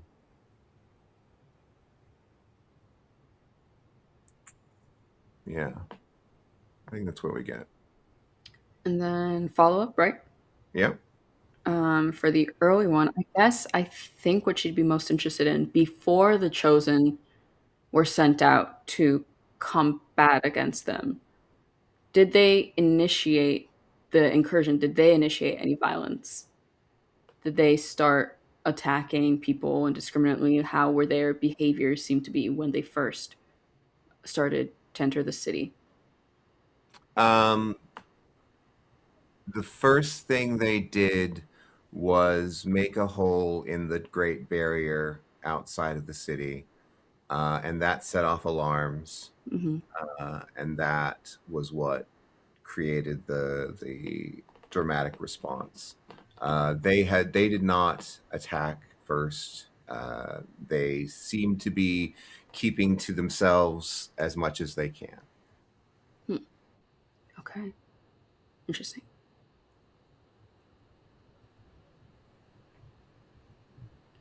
So that is my 2 and follow up. All right. Do we have anything left in downtime? Harken didn't have anything left. There we go. Oh, yeah. I did both of mine at the same time. Mhm. Okay. Don't you have 3? Not anymore. Not since I transcended. Yeah. Like once I transcend, I lose that ability. Mm. All right, then. Now we come to our final mission phase. Waiting at the gates of Firmament Academy, waiting for you, is a veritable army of people and creatures. There are wizards and wyverns and mutants and monsters of every stripe, battle weary and led by a familiar man with a toy sword riding a unicorn, Jason Strelitsa. Big Brother's come home, and he wants to talk with the student council. And so we begin with the engagement roll, which determines how the situation will be when we jump into the action. There's 1 die from the base of the roll. Your investigation, because you did a lot of investigation, gives you another die. And we'll give you another just for fun, because it's the finale. So that gives you 3 dice to roll for engagement. What would you like to roll? Who would like to roll? If I may. Oh, yeah. Let's see. And let me see which stat I want to do this with. No, it's just three dice. Oh, just 3 dice? Cool. 3 dice. So I got a 3, a 4, and a 1. All right. So that's a 4. That is a mixed result. We cut to the action. There is a fragile peace outside on the hill between the gathering throng of otherworldly beings and the teams of chosen that flank them. At the forefront, you can see the former student council president. Behind him, looking smug, is Leontes. Harken, your brother dismounts his unicorn as you emerge from the gates. What do you do? I think there's disbelievement at first as Harkin sees his brother. What does he look like right now? He is dressed in a coat, long coat, all in sort of a caramel color is what he's gone with. Um, he looks. I think the best word for how he looks is he looks stricken. He looks frightened. He looks afraid. And I think that's what knocks the bewilderment out of Harkin. His brother's here and he looks afraid. I think Harkin would rush up to him and just hold him by his face and just ask him, "Where have you been? What's happened to you? What can I do to help you?" Fuck God That that you're alive. And he throws his arms around him and just pulls him into a hug. oh, Harkin, your brother is in your arms, and he is crying.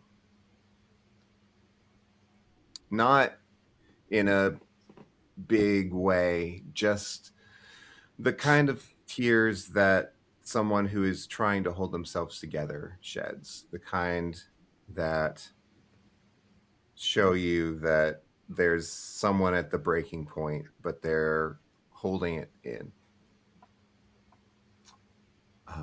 And he slowly moves into the hug, but you can feel how tentative he is, how hesitant. And all he can say, whispering into your ear, is, "I'm sorry. I'm sorry." I think Harkin pulls him in close as he can and just says, we can figure this out. Whatever's going on, we can figure it out. You don't have to do this anymore by yourself. Whatever it is, just talk to me. Tell me what's going on.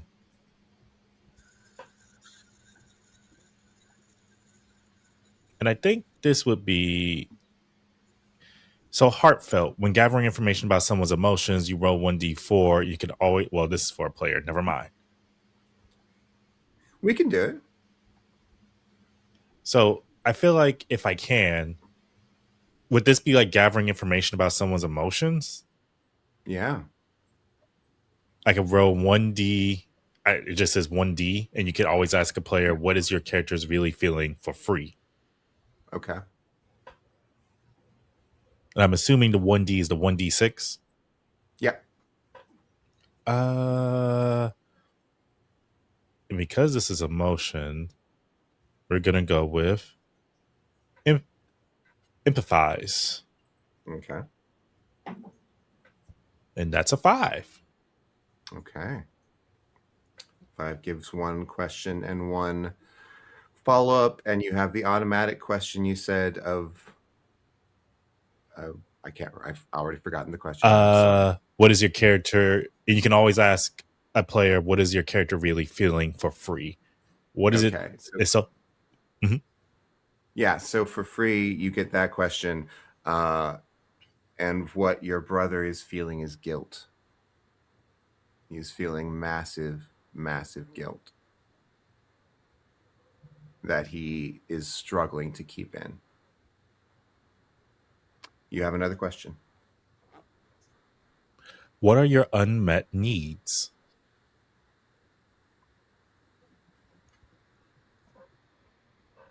Your brother has raised a strange army and made his way here, and he has purposes. He has a grand purpose about it, but what he really did it for, Harken, is to get to you and to tell you something important.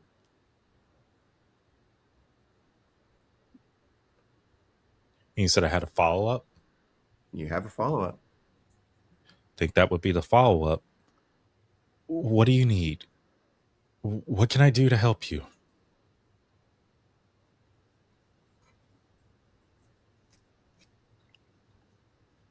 I need you. It's ridiculous me saying that I need anything from you, but I need you to know I'm sorry. I and he seems like he's pushing for something, like trying to get it out, where there's a definite struggle here, and he like pulls himself out of the hug to face you with a full gaze.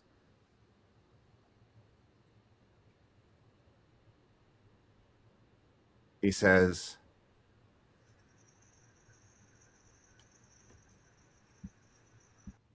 I was just a child. You were born, and I was the golden child, I worked hard to be someone that, well, uh, lived up to expectations, lived up to what Dad wanted for us. And there you were, just born, just born, and already the most powerful, magical being anyone had ever seen. And I was just a child, Harkin.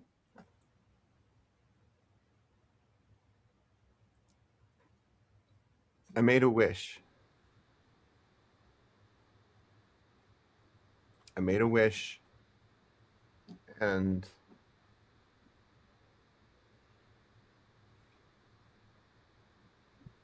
then you weren't the destined child anymore. And there was just me. And I took your future away from you. I took so much away from you, and you never knew. But once I got the sword, and he looks down at the toy sword in his hand. Once I got the sword, it knows the truth. It knew, and it told me that it knew, and I couldn't ignore it anymore.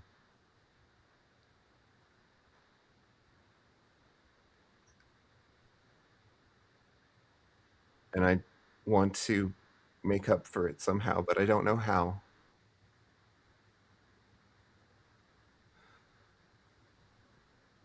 But I'm here. I made my way through the firmament.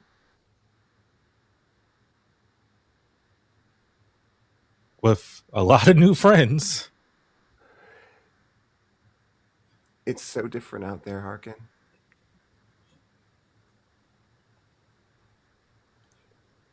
And I think for It was Harken, you first.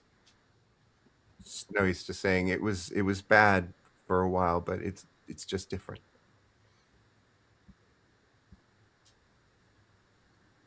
And I think for Harken, as he looks at this army that has come up to the school, he looks at all the different creatures, the different people, these beings from fantasy. Harken doesn't look scared. If anything, he looks amazed. You went through a lot. You've seen a lot. I want to hear about the worlds that you saw. And we can figure out how to, I guess, in a bad way to say it, fix me?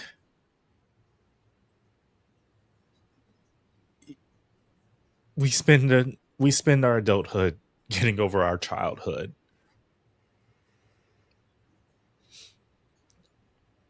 I fussed out Dad earlier. If it makes you feel any better. You did? I don't know. He hasn't called me back. I guess he's figuring out whether to choose to be an actual dad now or just be a man in a tower. I wish I could have seen his face. We could go together. You don't need the army to come get me. I've always been here waiting. I was about to go out there and find you. If anything, I was about to be out the door until he looks over to the army, looks back to his brother. Mom misses you. Andrea couldn't make heads or tails whether or not you were dead or alive.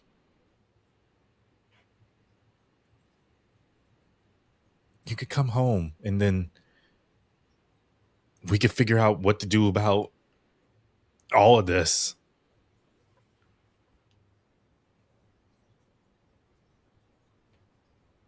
Why did you come with an army?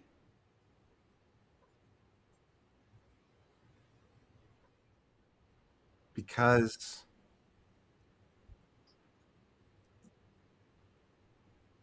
I've learned that if you don't have a position of strength, people don't listen to you. And I wanted so badly to be listened to. Not just by Harken, by all of you. The world outside is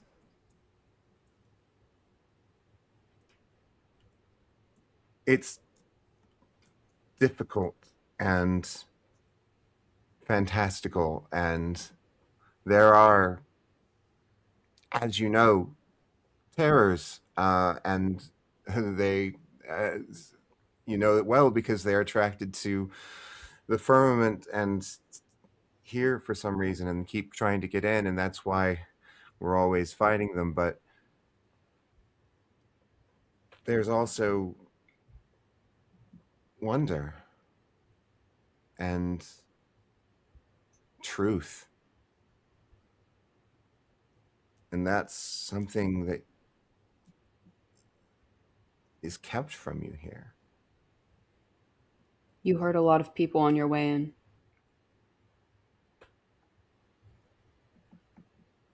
Yes. I've heard a lot of people before that too. You still had your And I will reputation. advocate for it. You could have shown up any day. With your reputation Actually, at this school. I needed him, and he points back to the familiar face of Leontes, who is trying to look invisible at the moment. Why did you need him?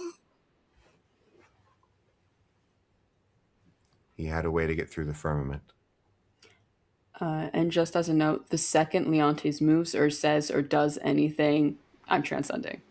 All right. Just as and is like staring him down. I was gonna say during Harken is having his conversation with his brother, I think Perdita would have gone over to talk to Leonte and the army of people and creatures because she has old loyalties. The group's adversaries are not immediately hostile to you, and you can interact with them as peers. Mhm. What role did you once serve among them? I'm not sure about that question, but I wonder if the role is like Fuguea being kind of an infiltrator in a way for a while, Hmm. but she would just go in and stare at Leonte and say, "This is all you're doing. What do you want? What do you want from him?" Points at Harken. "What do you want from all of us?"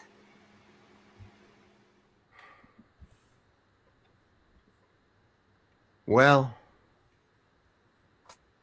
and he tries to look cocky right now, in the usual way that he does, but you can tell that he's unsettled, and so it's difficult for him to get the full calmness that he strives for. Um, and he says, "Before I crossed through the firmament, I was looking for, oh, I don't know, good time, power,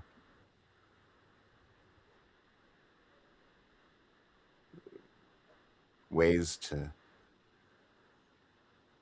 get over the limitations that I was set with.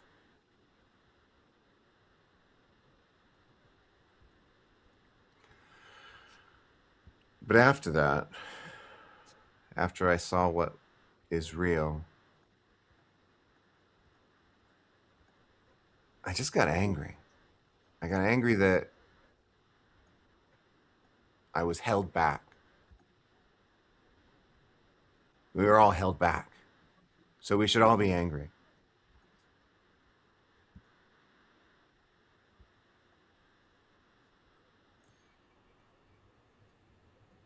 Just a clever man who wanted something more for his life.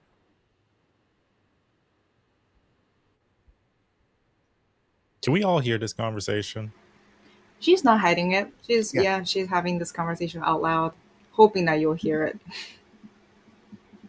Feel like the moment Leonte says he's clever, Harken just yells out, "You're pretty stupid asking the one person who's going to reach back out at some point to his family to help you. You're not clever. You're a manipulator. You're a liar." You destroyed my life.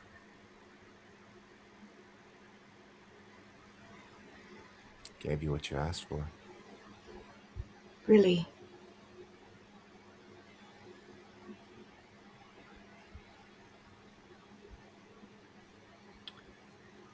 I'm gonna transcend. Lobi's gonna walk up to him. Entry appears already transcended. Harken is pulling his brother forward. You don't have to be with him anymore. We can do this together. We can do this together.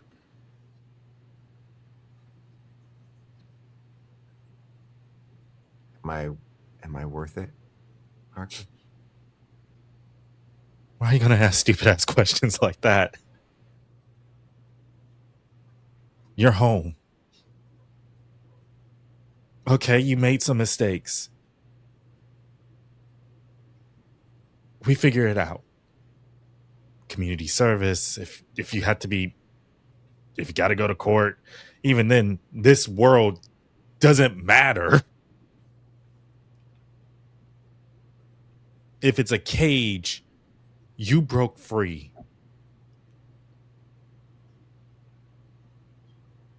And I'm not going to look at you like you're crazy for wanting to be free. Let's be free together. There's something I want to do. Um, Mm-hmm. so, as she transcends, the two sisters kind of stand facing each other, and both hands kind of clasped onto each other. And you see that they start to kind of flow up a little bit.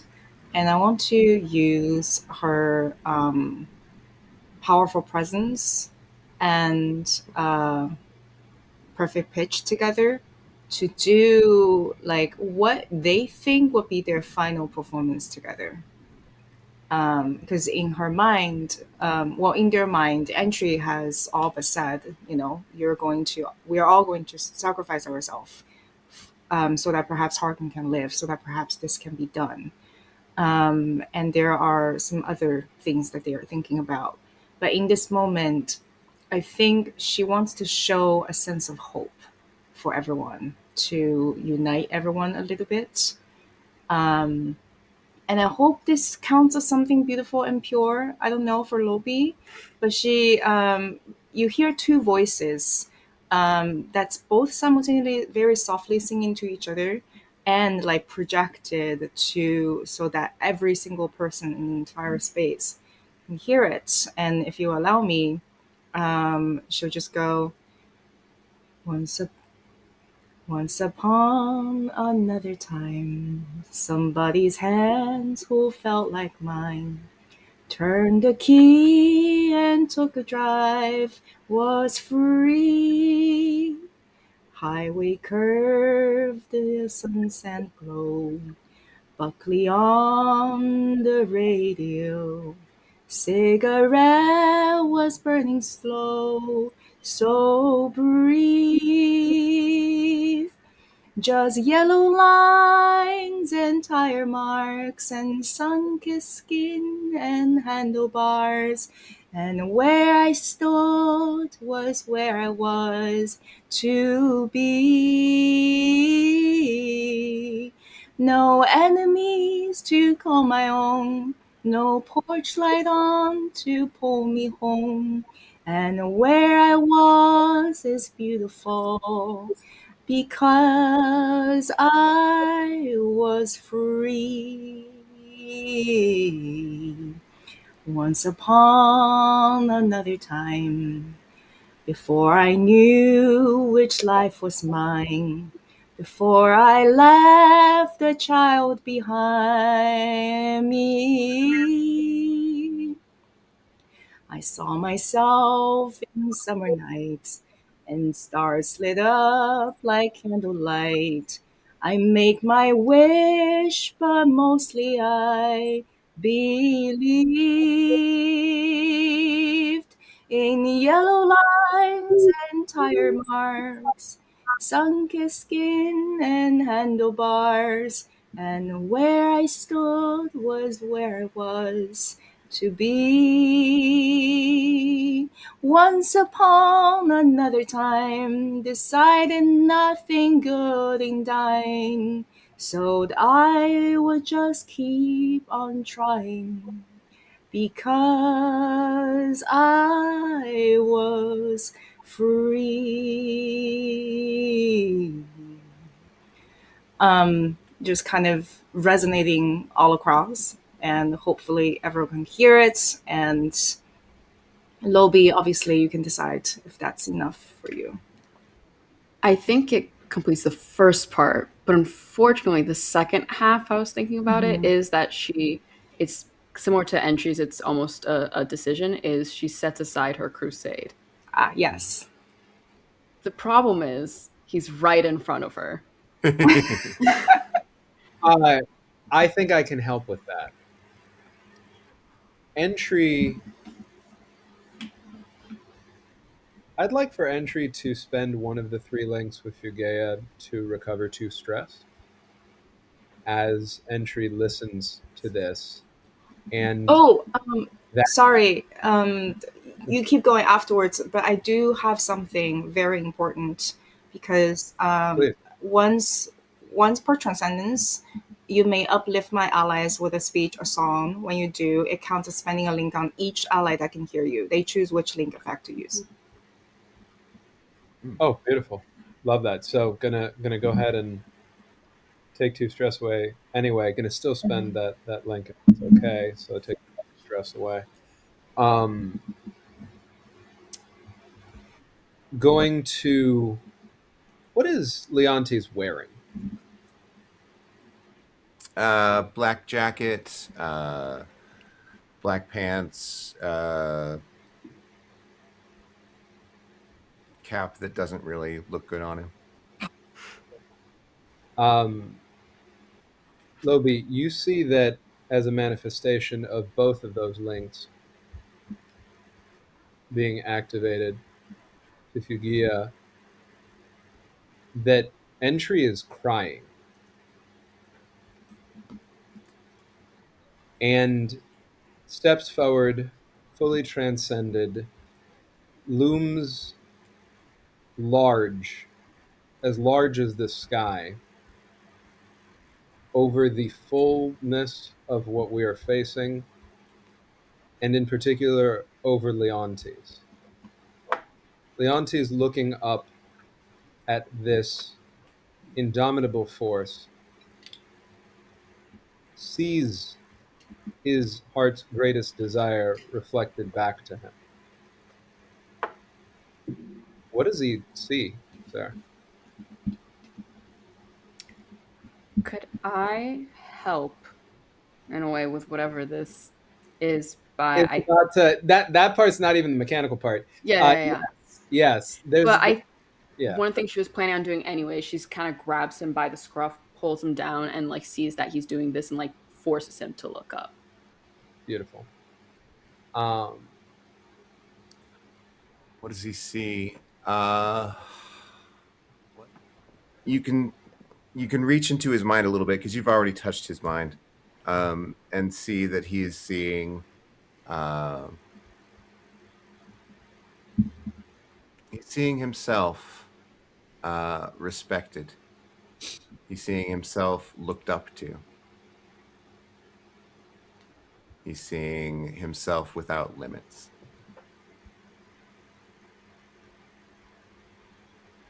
Loud as thunder, as far as sound will carry in this space, Entry's voice says for all to hear, "You do not matter. You have never mattered. You will never matter." I'm going to spend 2 stress and one of my transcendence actions to use Ex Machina to compel the environment to change itself to suit my needs. Mm-hmm. And my needs right now are for Leontes to be swallowed whole by the earth beneath him. We'll open up and simply grab him. Lobi, you will have a chance in this moment to decide whether to continue to hold on to him or not. But if you don't, you have every reason from what you've seen, is my intention, to believe that he will end regardless. And it does not have to be you to end him.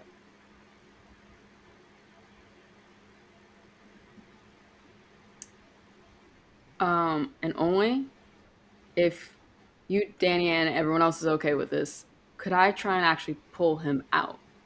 Yeah, 100%. Mm-hmm. Yeah. And toss him on the ground next to us. I don't know if this mechanically, if I have to roll against. So mechanically, I don't know the answer to that either, because theoretically, the thing I just used just happens. Like, I don't roll for it. Just right. But I don't want to negate that, and it's not up to me, really. Anyway. I would like to help Lobi pull him out. Specifically, Fuguea will help Lobi pull him out. Okay. Go ahead and make a roll for that. It is a standard risky roll. I remembered a thing. Love it. Could it defy? I would defy is think perfect. This might be best. Okay. Mm-hmm. And you're being helped, so yeah. you get it. I think that actually 6. Hey. All right. That is a perfectly fine success. So you catch him as he begins to fall into the earth, which has opened up to swallow him, and grab him out and throw him on the ground. He is crying. You don't get to get away that easily. You've hurt dozens of students, children that did not deserve what you did to them at all. My I friends didn't deserve personally. what I had. What did you get? Nothing. What did you lose? To take the lives and to harm that many, to hurt everyone, pointing to the fires out there.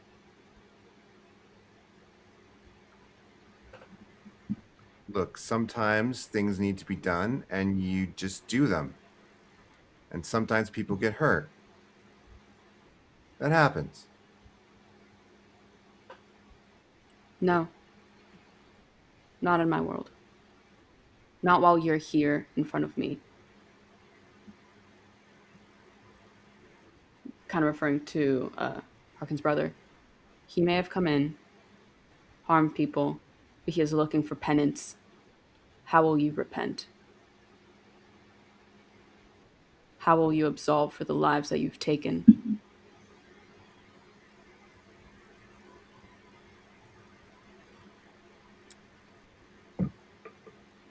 Um,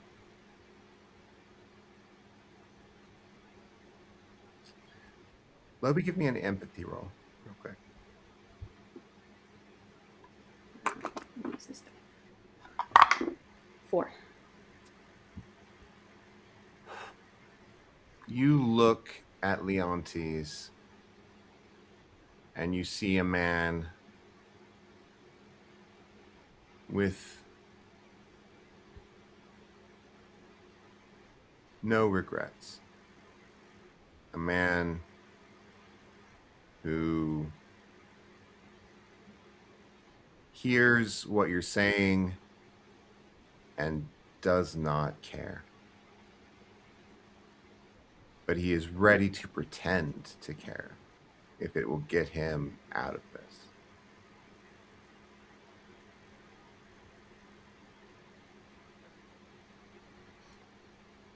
I will make sure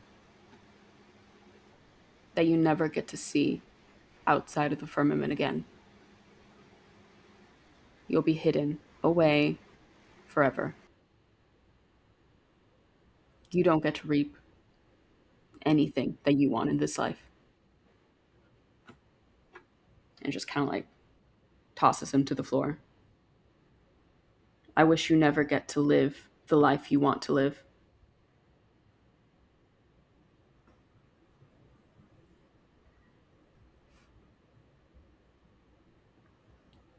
He doesn't seem to know how to respond to that, and so he is laying on the ground quietly. And you can tell he's probably plotting something or something like that, but Mm-hmm. he's powerless here and he knows it. Mm-hmm. If you are planning on anything, don't. You and I are not finished, Professor. We're getting out of here. And the rest of your story, you're not going to be the author of.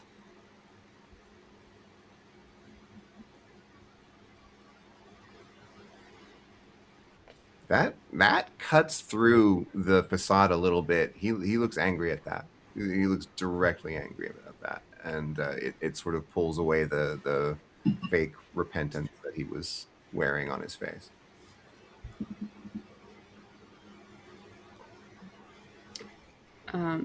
But I think Lobi is able to relax a little bit after that, now having a plan on what to do with him, on how to best make him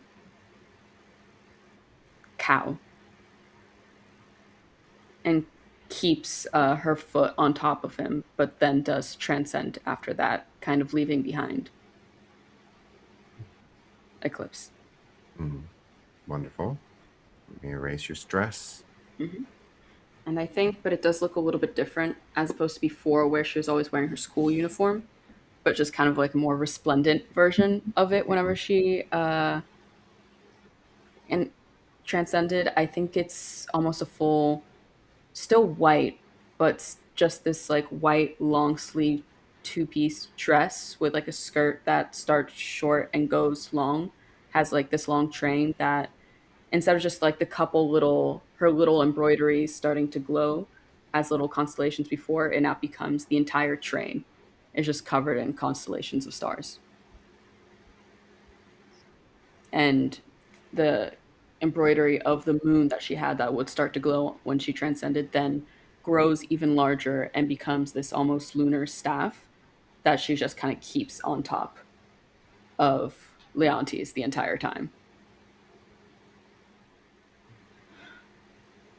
How do we get out? Yeah. You asked that, and one of the people in the army, he's dressed like a silly wizard, like a wizard from a bad fantasy novel cover. You know, we're talking the pointy hat, we're talking uh astrological symbols on his robe, Mhm. trimmed beard, you know, the works. Um and he comes up to you and he says, "The only way out, well, we can get out, but as long as it stays, as long as this remains, there'll be problems. There'll be people who are used to keep it going. There'll be people who can't escape. And we, the real reason there's so many of us here is because we, if you, want to, if you choose to leave this, and he starts to say prison, but he pulls it off. He stops. This place, then you'll need help adjusting, and we can help with that. If you'll trust us, we have a lot of experience.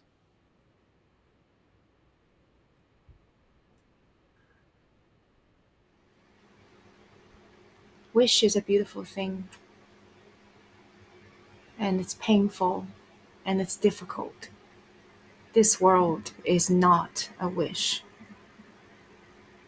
For any of us who wants to wish for anything, we have to build it, we have to earn it. We have to burn this thing, burn this place down, because we don't need it anymore.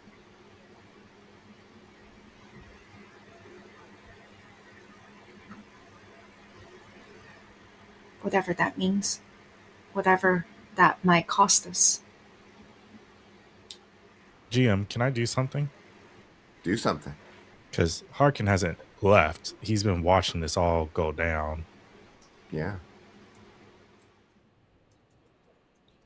Because my idea is they're saying to basically break the barrier.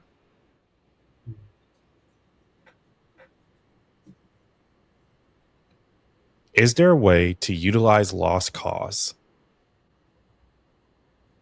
Essentially rewrite the world at this moment of time where this barrier doesn't exist on a massive scale like this. Yes, it says that you can only use this when you may choose to abandon this timeline for a better one, whatever consequences that they would have suffered are replaced by you suffering level 3 harm. This is only usually activated when someone else is in harm's way. As far as Harken's concerned, his brother is in harm's way. But it's not, he's affecting everyone all at once. Yes, you may do that. There will be. I mean, it's not going to be as simple as this, but yes, this is a start. Um, you can attempt to wrench the world into a timeline that is more free. And I think that's how he transcends. He sees that his brother's in trouble. He sees that everyone's in trouble. Unlike last time where his transcendence was pretty much like an upgrade of his uniform, this time, kind of like Lobi, is a staff. Comes out, what you see is a pocket watch kind of center on top that's open. All the gears and the like are floating out, circling around this staff.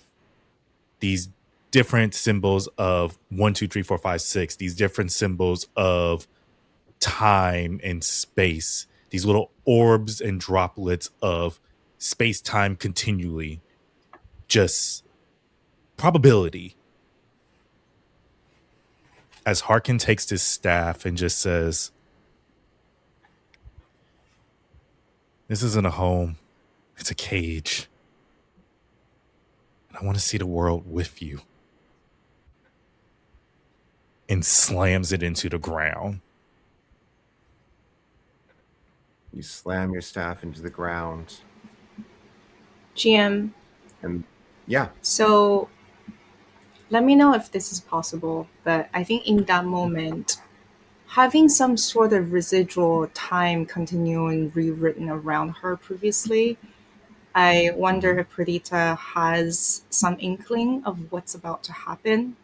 Since the last time this happened, she was like in the eye of the storm.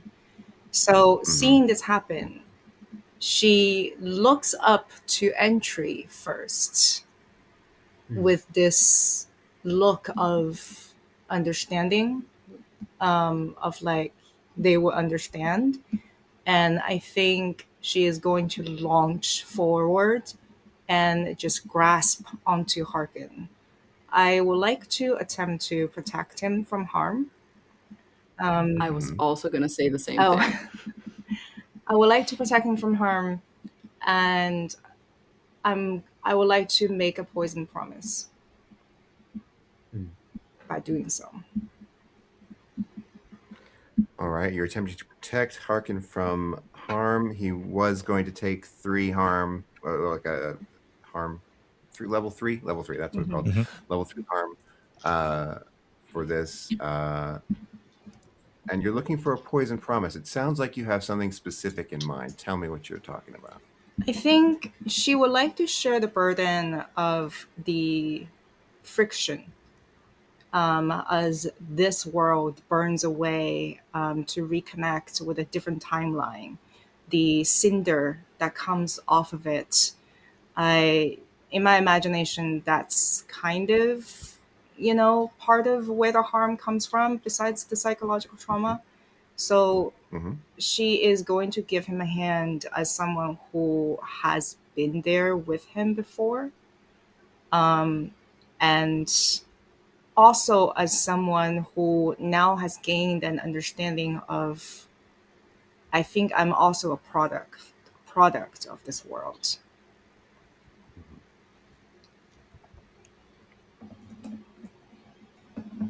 All right. Yeah, I'll certainly allow that. And I don't think Harken fights it. I think when you come over to lend a hand with this, there's an understanding nod of, we're doing this together.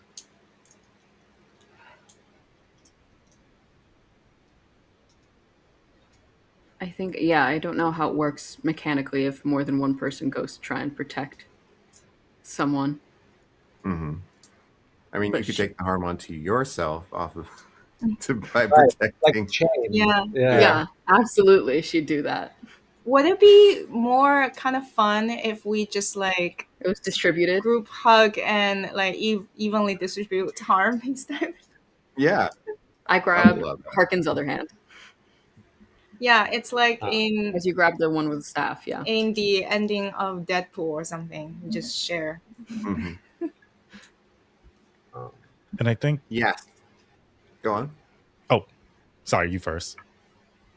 No, I was just going to say yes. You can absolutely do that and take one level harm each. instead of the three level harm.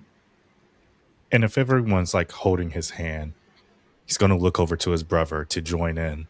And if he's hesitant, he's going to say, it's the first step to fixing everything.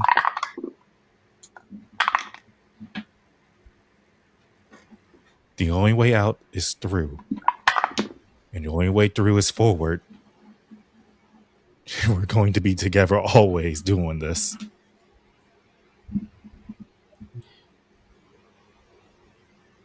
He nods quietly and joins in the circle.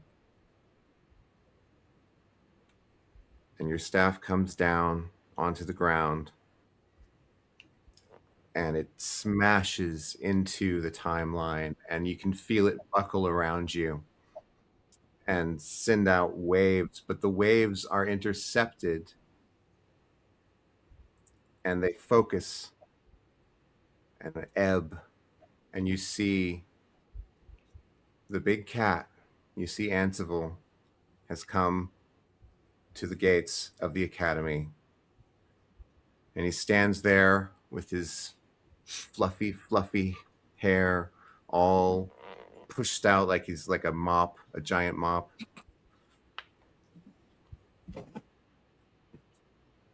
And he says, I can't allow this. Why? You can see, before you ask that, you can see this is not something he's doing casually. This is something that is very difficult for him to do. You can see that it is a strain on him. But you do ask a question? Why do you let them control you? I have a purpose. Don't you understand what it is to have a purpose? My purpose is to protect you from yourselves. All of you. I And had it to is gather up the most powerful beings in the land as a living wish, one who is two, the promised savior boy, a seventh daughter of a seventh daughter, the most powerful beings in the city. You could destroy so much. I have a purpose. You're protecting. Don't you understand? You're protecting a lie. I know it's difficult to realize that. I know it's difficult to hold on to what you think is your purpose, even though the facade falls away and you realize it's just a facade, a house of cards, and it's falling down. Please, I think deep down you understand. Come with us. We can still protect everyone. I won't stop doing that just because this goes away. I won't stop doing my job. And with all the people here, they showed you can live outside. There are regular people amongst them. Don't you understand how dangerous it all is? How dangerous you are, all of you. Without me, how can you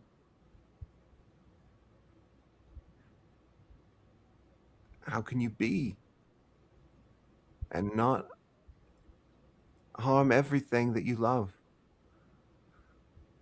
That's what we came for. We were told that. You're a teacher, in some ways. You can help still. We don't have to stop doing what we're doing, what we're around to do just because this changes, the circumstances changes around you. You can help us. If we're too powerful, help. Teach. Do you wish And to Harken be. will. Mhm. Sorry, go ahead. You first. Was it your wish to be a jailer?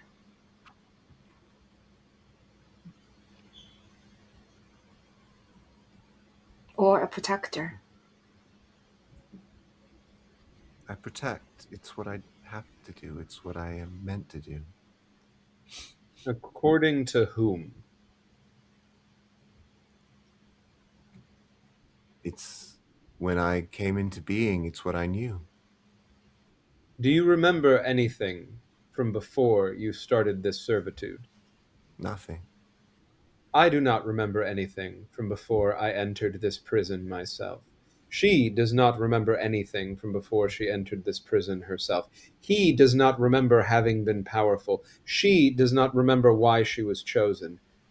Do you believe that any force powerful enough to cause you to forget yourself, when you are powerful enough to check us, the powers that you so fear may harm everything and everyone we love, is not dangerous itself? Is it not possible that we are in this prison, keeping each other here, powering our own cage, so that they who seek to put us here may do what they wish with those who are vulnerable, and ensure that we are not there to stop them? And I think that's when Harken will reach a hand out to Hansible. Come with us. We can do this all over again. Different. You can be free to make your own choices. You can look after us still if you want to. You can be someone's house cat. You don't got to work anymore. Unless you have a desire to work. Oh no. Then come with us. It's hard. It's scary. It's downright frightful. It's weird. But that's change in a nutshell. And so we don't, and I don't want you to take this the wrong way. We don't need you anymore. But we want you to be our friend.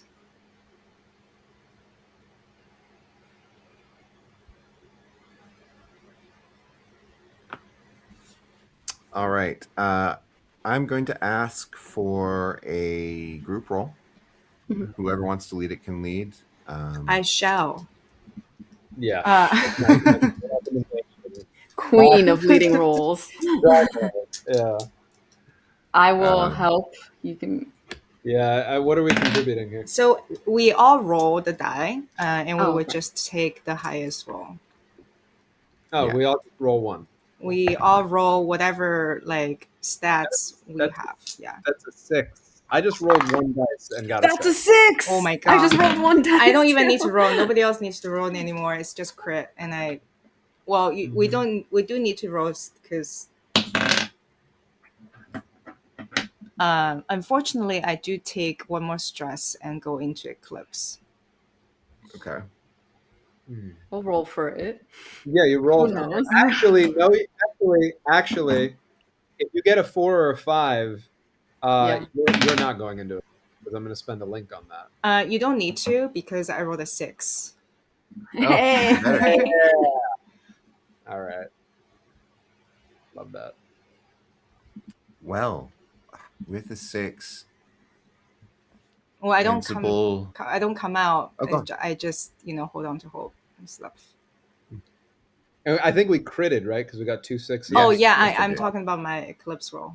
Yeah, for sure. Yeah. But we critted, yes. Yeah. Ansible is quiet for a minute.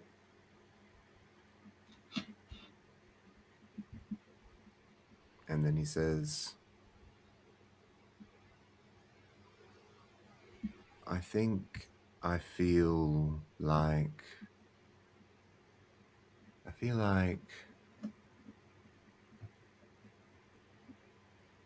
we're being born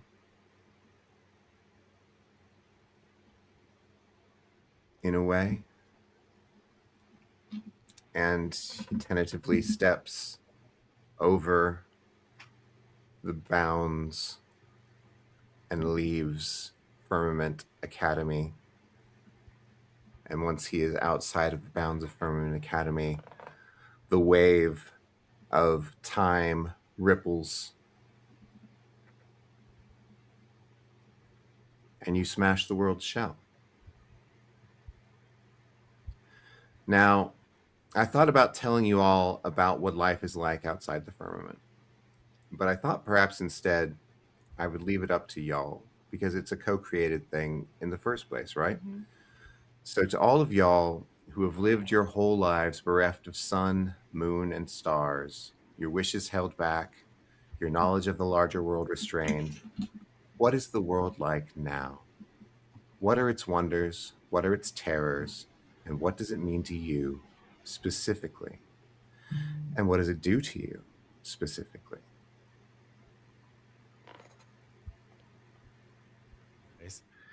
I think for Harken, in this new world, he goes on a journey with his brother.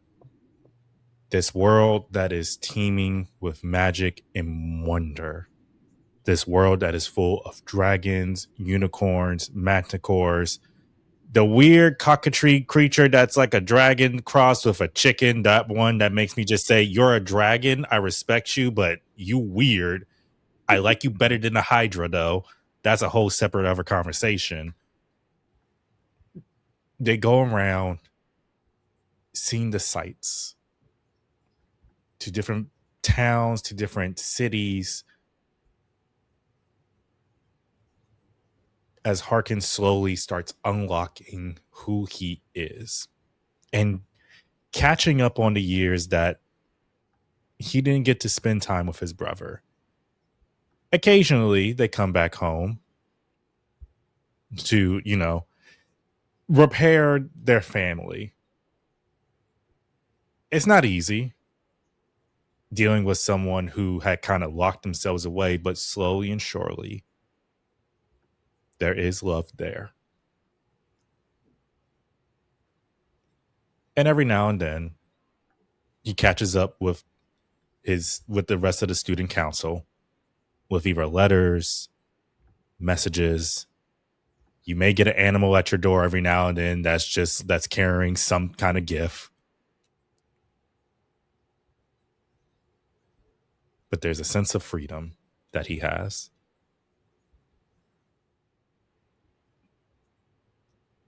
I think for Lobi, there's still that sense of magic and wonder and seeing everything that's out there.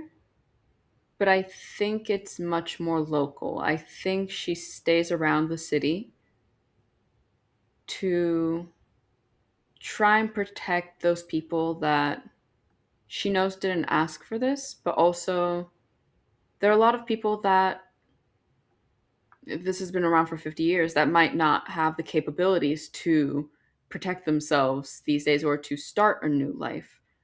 And I think it's those people that she focuses on. And with the barrier being down, I think she's able to extend herself further than she ever imagined in terms of how she protects people and she helps.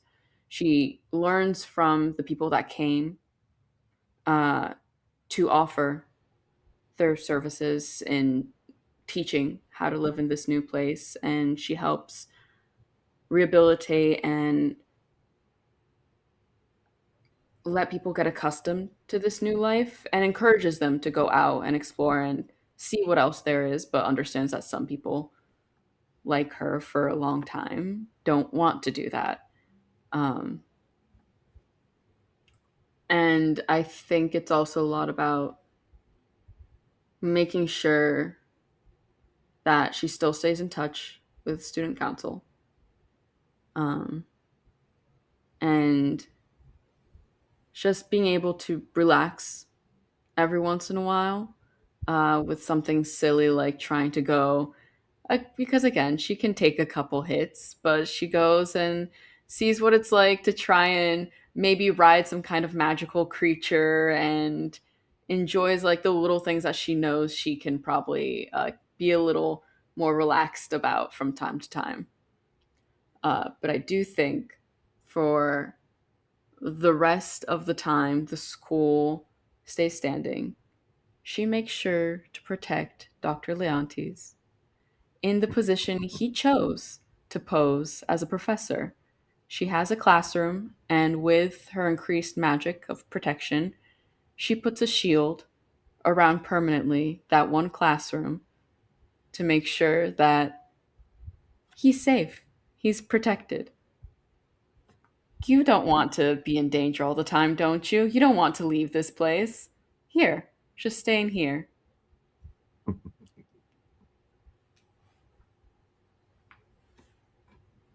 And she, every once in a while, goes by to check in to make sure he's still doing okay over there. Still here? Hi. Mhm.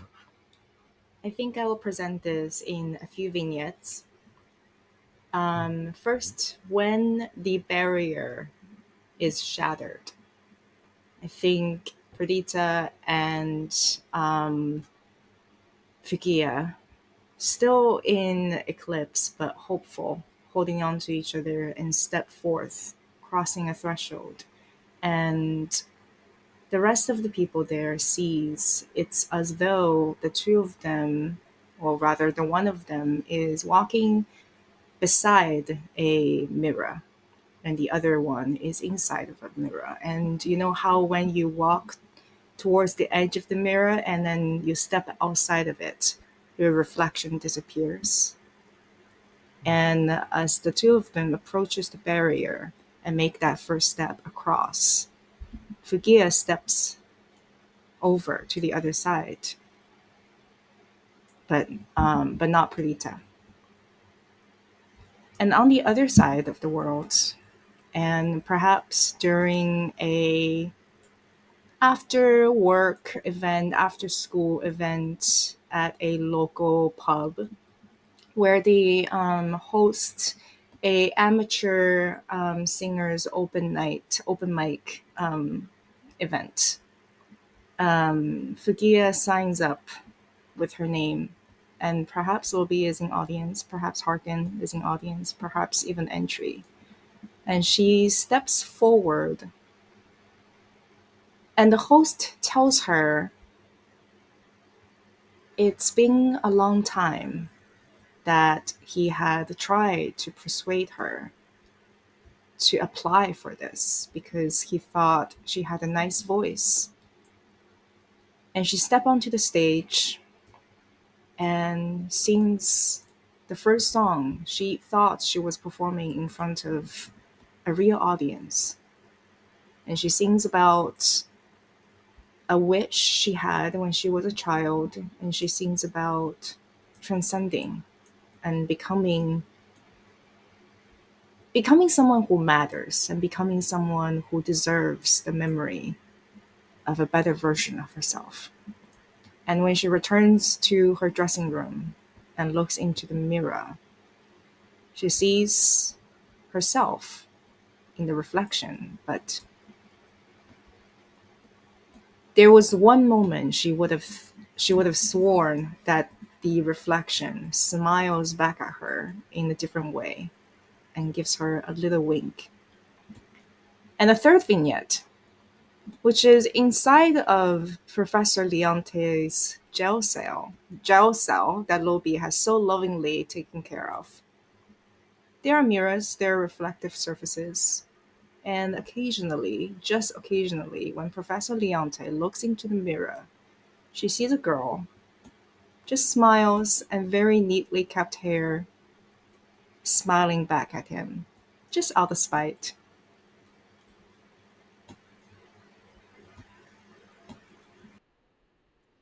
There is a candle in Leontes' cell that offers no warmth, no comfort,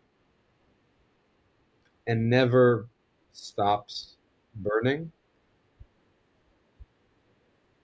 He might learn over time to try to stay away from it, to not look in its direction, but the temptation to see his heart's true desire is difficult to stay away from in the hours and days and months and years that Lobi keeps him safe. It is always there to remind him of what he will never have, what he can never be. That little piece of entry stays there for Lobi, for Perdita and Fuguea, for Harken, for us all. Entry disappears. Entry passes in all directions, past the shattered shell of this world, into the multitudes that lay beyond it. Having entered a third time stream in this shattering, across timelines, across this space, across possibilities, exists outside of them, attempting to understand what it means to be. There is a moment, Harken, on your travels with your brother, where you find a finely crafted notebook and a set of hand-carved pencils engraved with your name,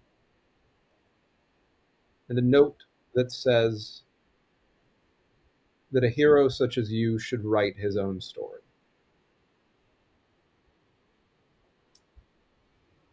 There is a moment, Lobi, as you care for your community, in a moment of what I would imagine is understandable exhaustion, you find yourself coming home to wherever you may stay. I don't know if you stayed in the tower. I think she ends up finding a home. Normally, especially as she gets older, she's like, I don't really want to live in the school anymore. I'm an adult. It's totally a townie, right? Like it gets weird. Mhm. Uh yeah, for sure. Especially, I think, as she takes on more of a leadership position.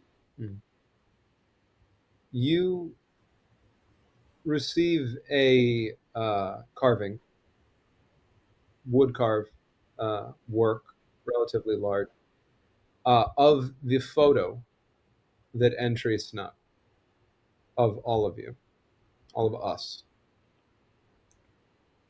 And it sits very large. It's hard to find a place for it in your house.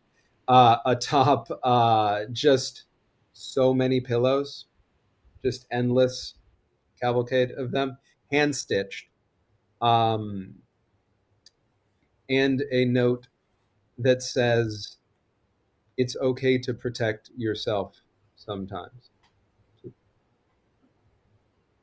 I think if he is observing from wherever realm that entry might find themselves in, uh, I think you still see Lobi dressed with the Snuggie whenever they're at home.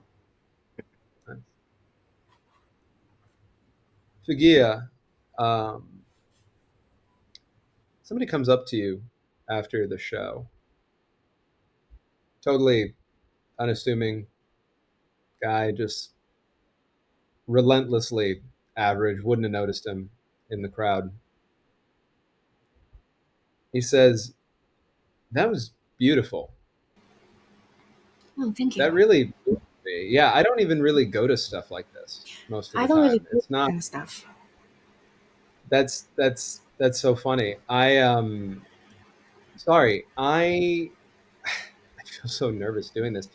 I really liked what you just did up there, it moved me a lot, and I wanted you to know that in like a way that's not weird. So I'm going to say that to you. It's nice to meet you. I'm Francis. Um, I would, I don't know. I'd like to talk to you some more. Would that be okay? Could we like hang out? I get a sense that we'd get along. I know it's weird. We don't know each other. Um, Well, I just, they have a bar here. Can I buy you a drink? yeah, sure. That's great. So I'm a carpenter, right? I just started. I got out of my like apprenticeship. I'm gonna be honest with you. I don't make a lot of money. So yeah, buy me a drink. That sounds great. I'm really happy to hear that. Sorry, what was your name? It's Fuguea. Yeah, Fuguea, that's beautiful. Look, I hope this isn't weird. Just your music made me feel like a person. Um, it's been a really tough time. So yeah. No, not at all. Anyway, I think I've been feeling a bit lost myself, and I don't know. I never really thought I could be on stage. It just always felt like something I will only do in a different lifetime if I was braver, if I was more perfect. I don't know, but singing up there, it made me feel like a person too, I suppose. that's beautiful, and I get that. I mean, it's hard. It's hard to figure out how to be a person. The world is weird, right, and scary. And for whatever it's worth, I thought you were really brave. I don't think I could get up there to sing like that. Thank You you. know? Yeah. All right. So I know I just told you I don't have any money, but after you get me a drink, I feel like I got to get you a drink because I got to thank you for that and for taking some time to chat. And I think from there, it just sort of like pulls a stool out for you, takes a seat next to you, Well, good talks thing I got a about. lot of tips today, and takes out a hat. That's fantastic. You know what? That is a sign that you're doing what you're supposed to do. You know, um, I'm really glad I met you. I think again I don't want to be weird, but I think this is good. So thanks. I think as long as Fuguea wants to stay at the bar, uh, Francis sits and chats uh, and gets to be a person.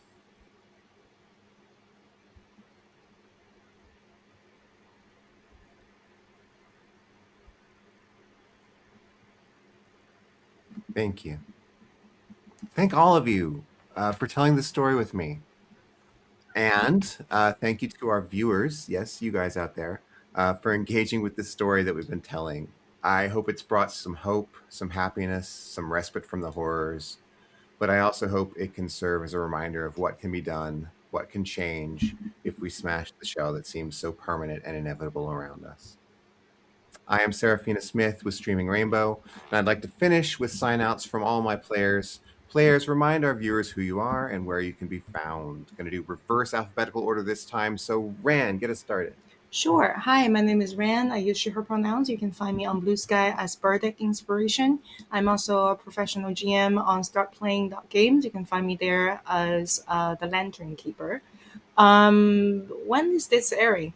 It will be offline by then, probably, but I am currently as a part of APOC, Apple Chromatic Unlimited's series of TTRPG streaming during the Black History Month. I am in a game called A Dog Pawing at the Door. Southerners migrate north to build a new life in Harlem. The news of death back home shatters everything. Grief follows them north, taking the form of a black dog spirit stalking the streets. Why is it hunting them, and who will survive it? So if you want to check it out, go to their YouTube channel. It should be staying there as video on demand. Wonderful. Natasha, how about you?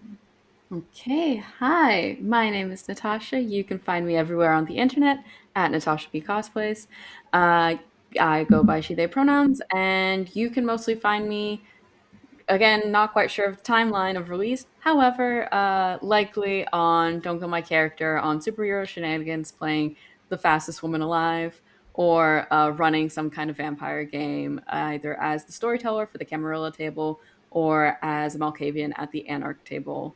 Uh, there are a couple other shows that were likely happening at this moment, but I don't know if we've started promoting them yet, so I will hold off on that. Wonderful. No, Danny, it's your turn. Yeah. Hey, Danny R. Mendoza in all the online places. So you can find me anywhere like that. You also find me here at Streaming Rainbow all the time because I am now a member of the collective fully. I'm doing a bunch of stuff here. And by the time this comes out, there's going to be lots of stuff to check out. So get in the Discord is my best plug for that for Streaming Rainbow.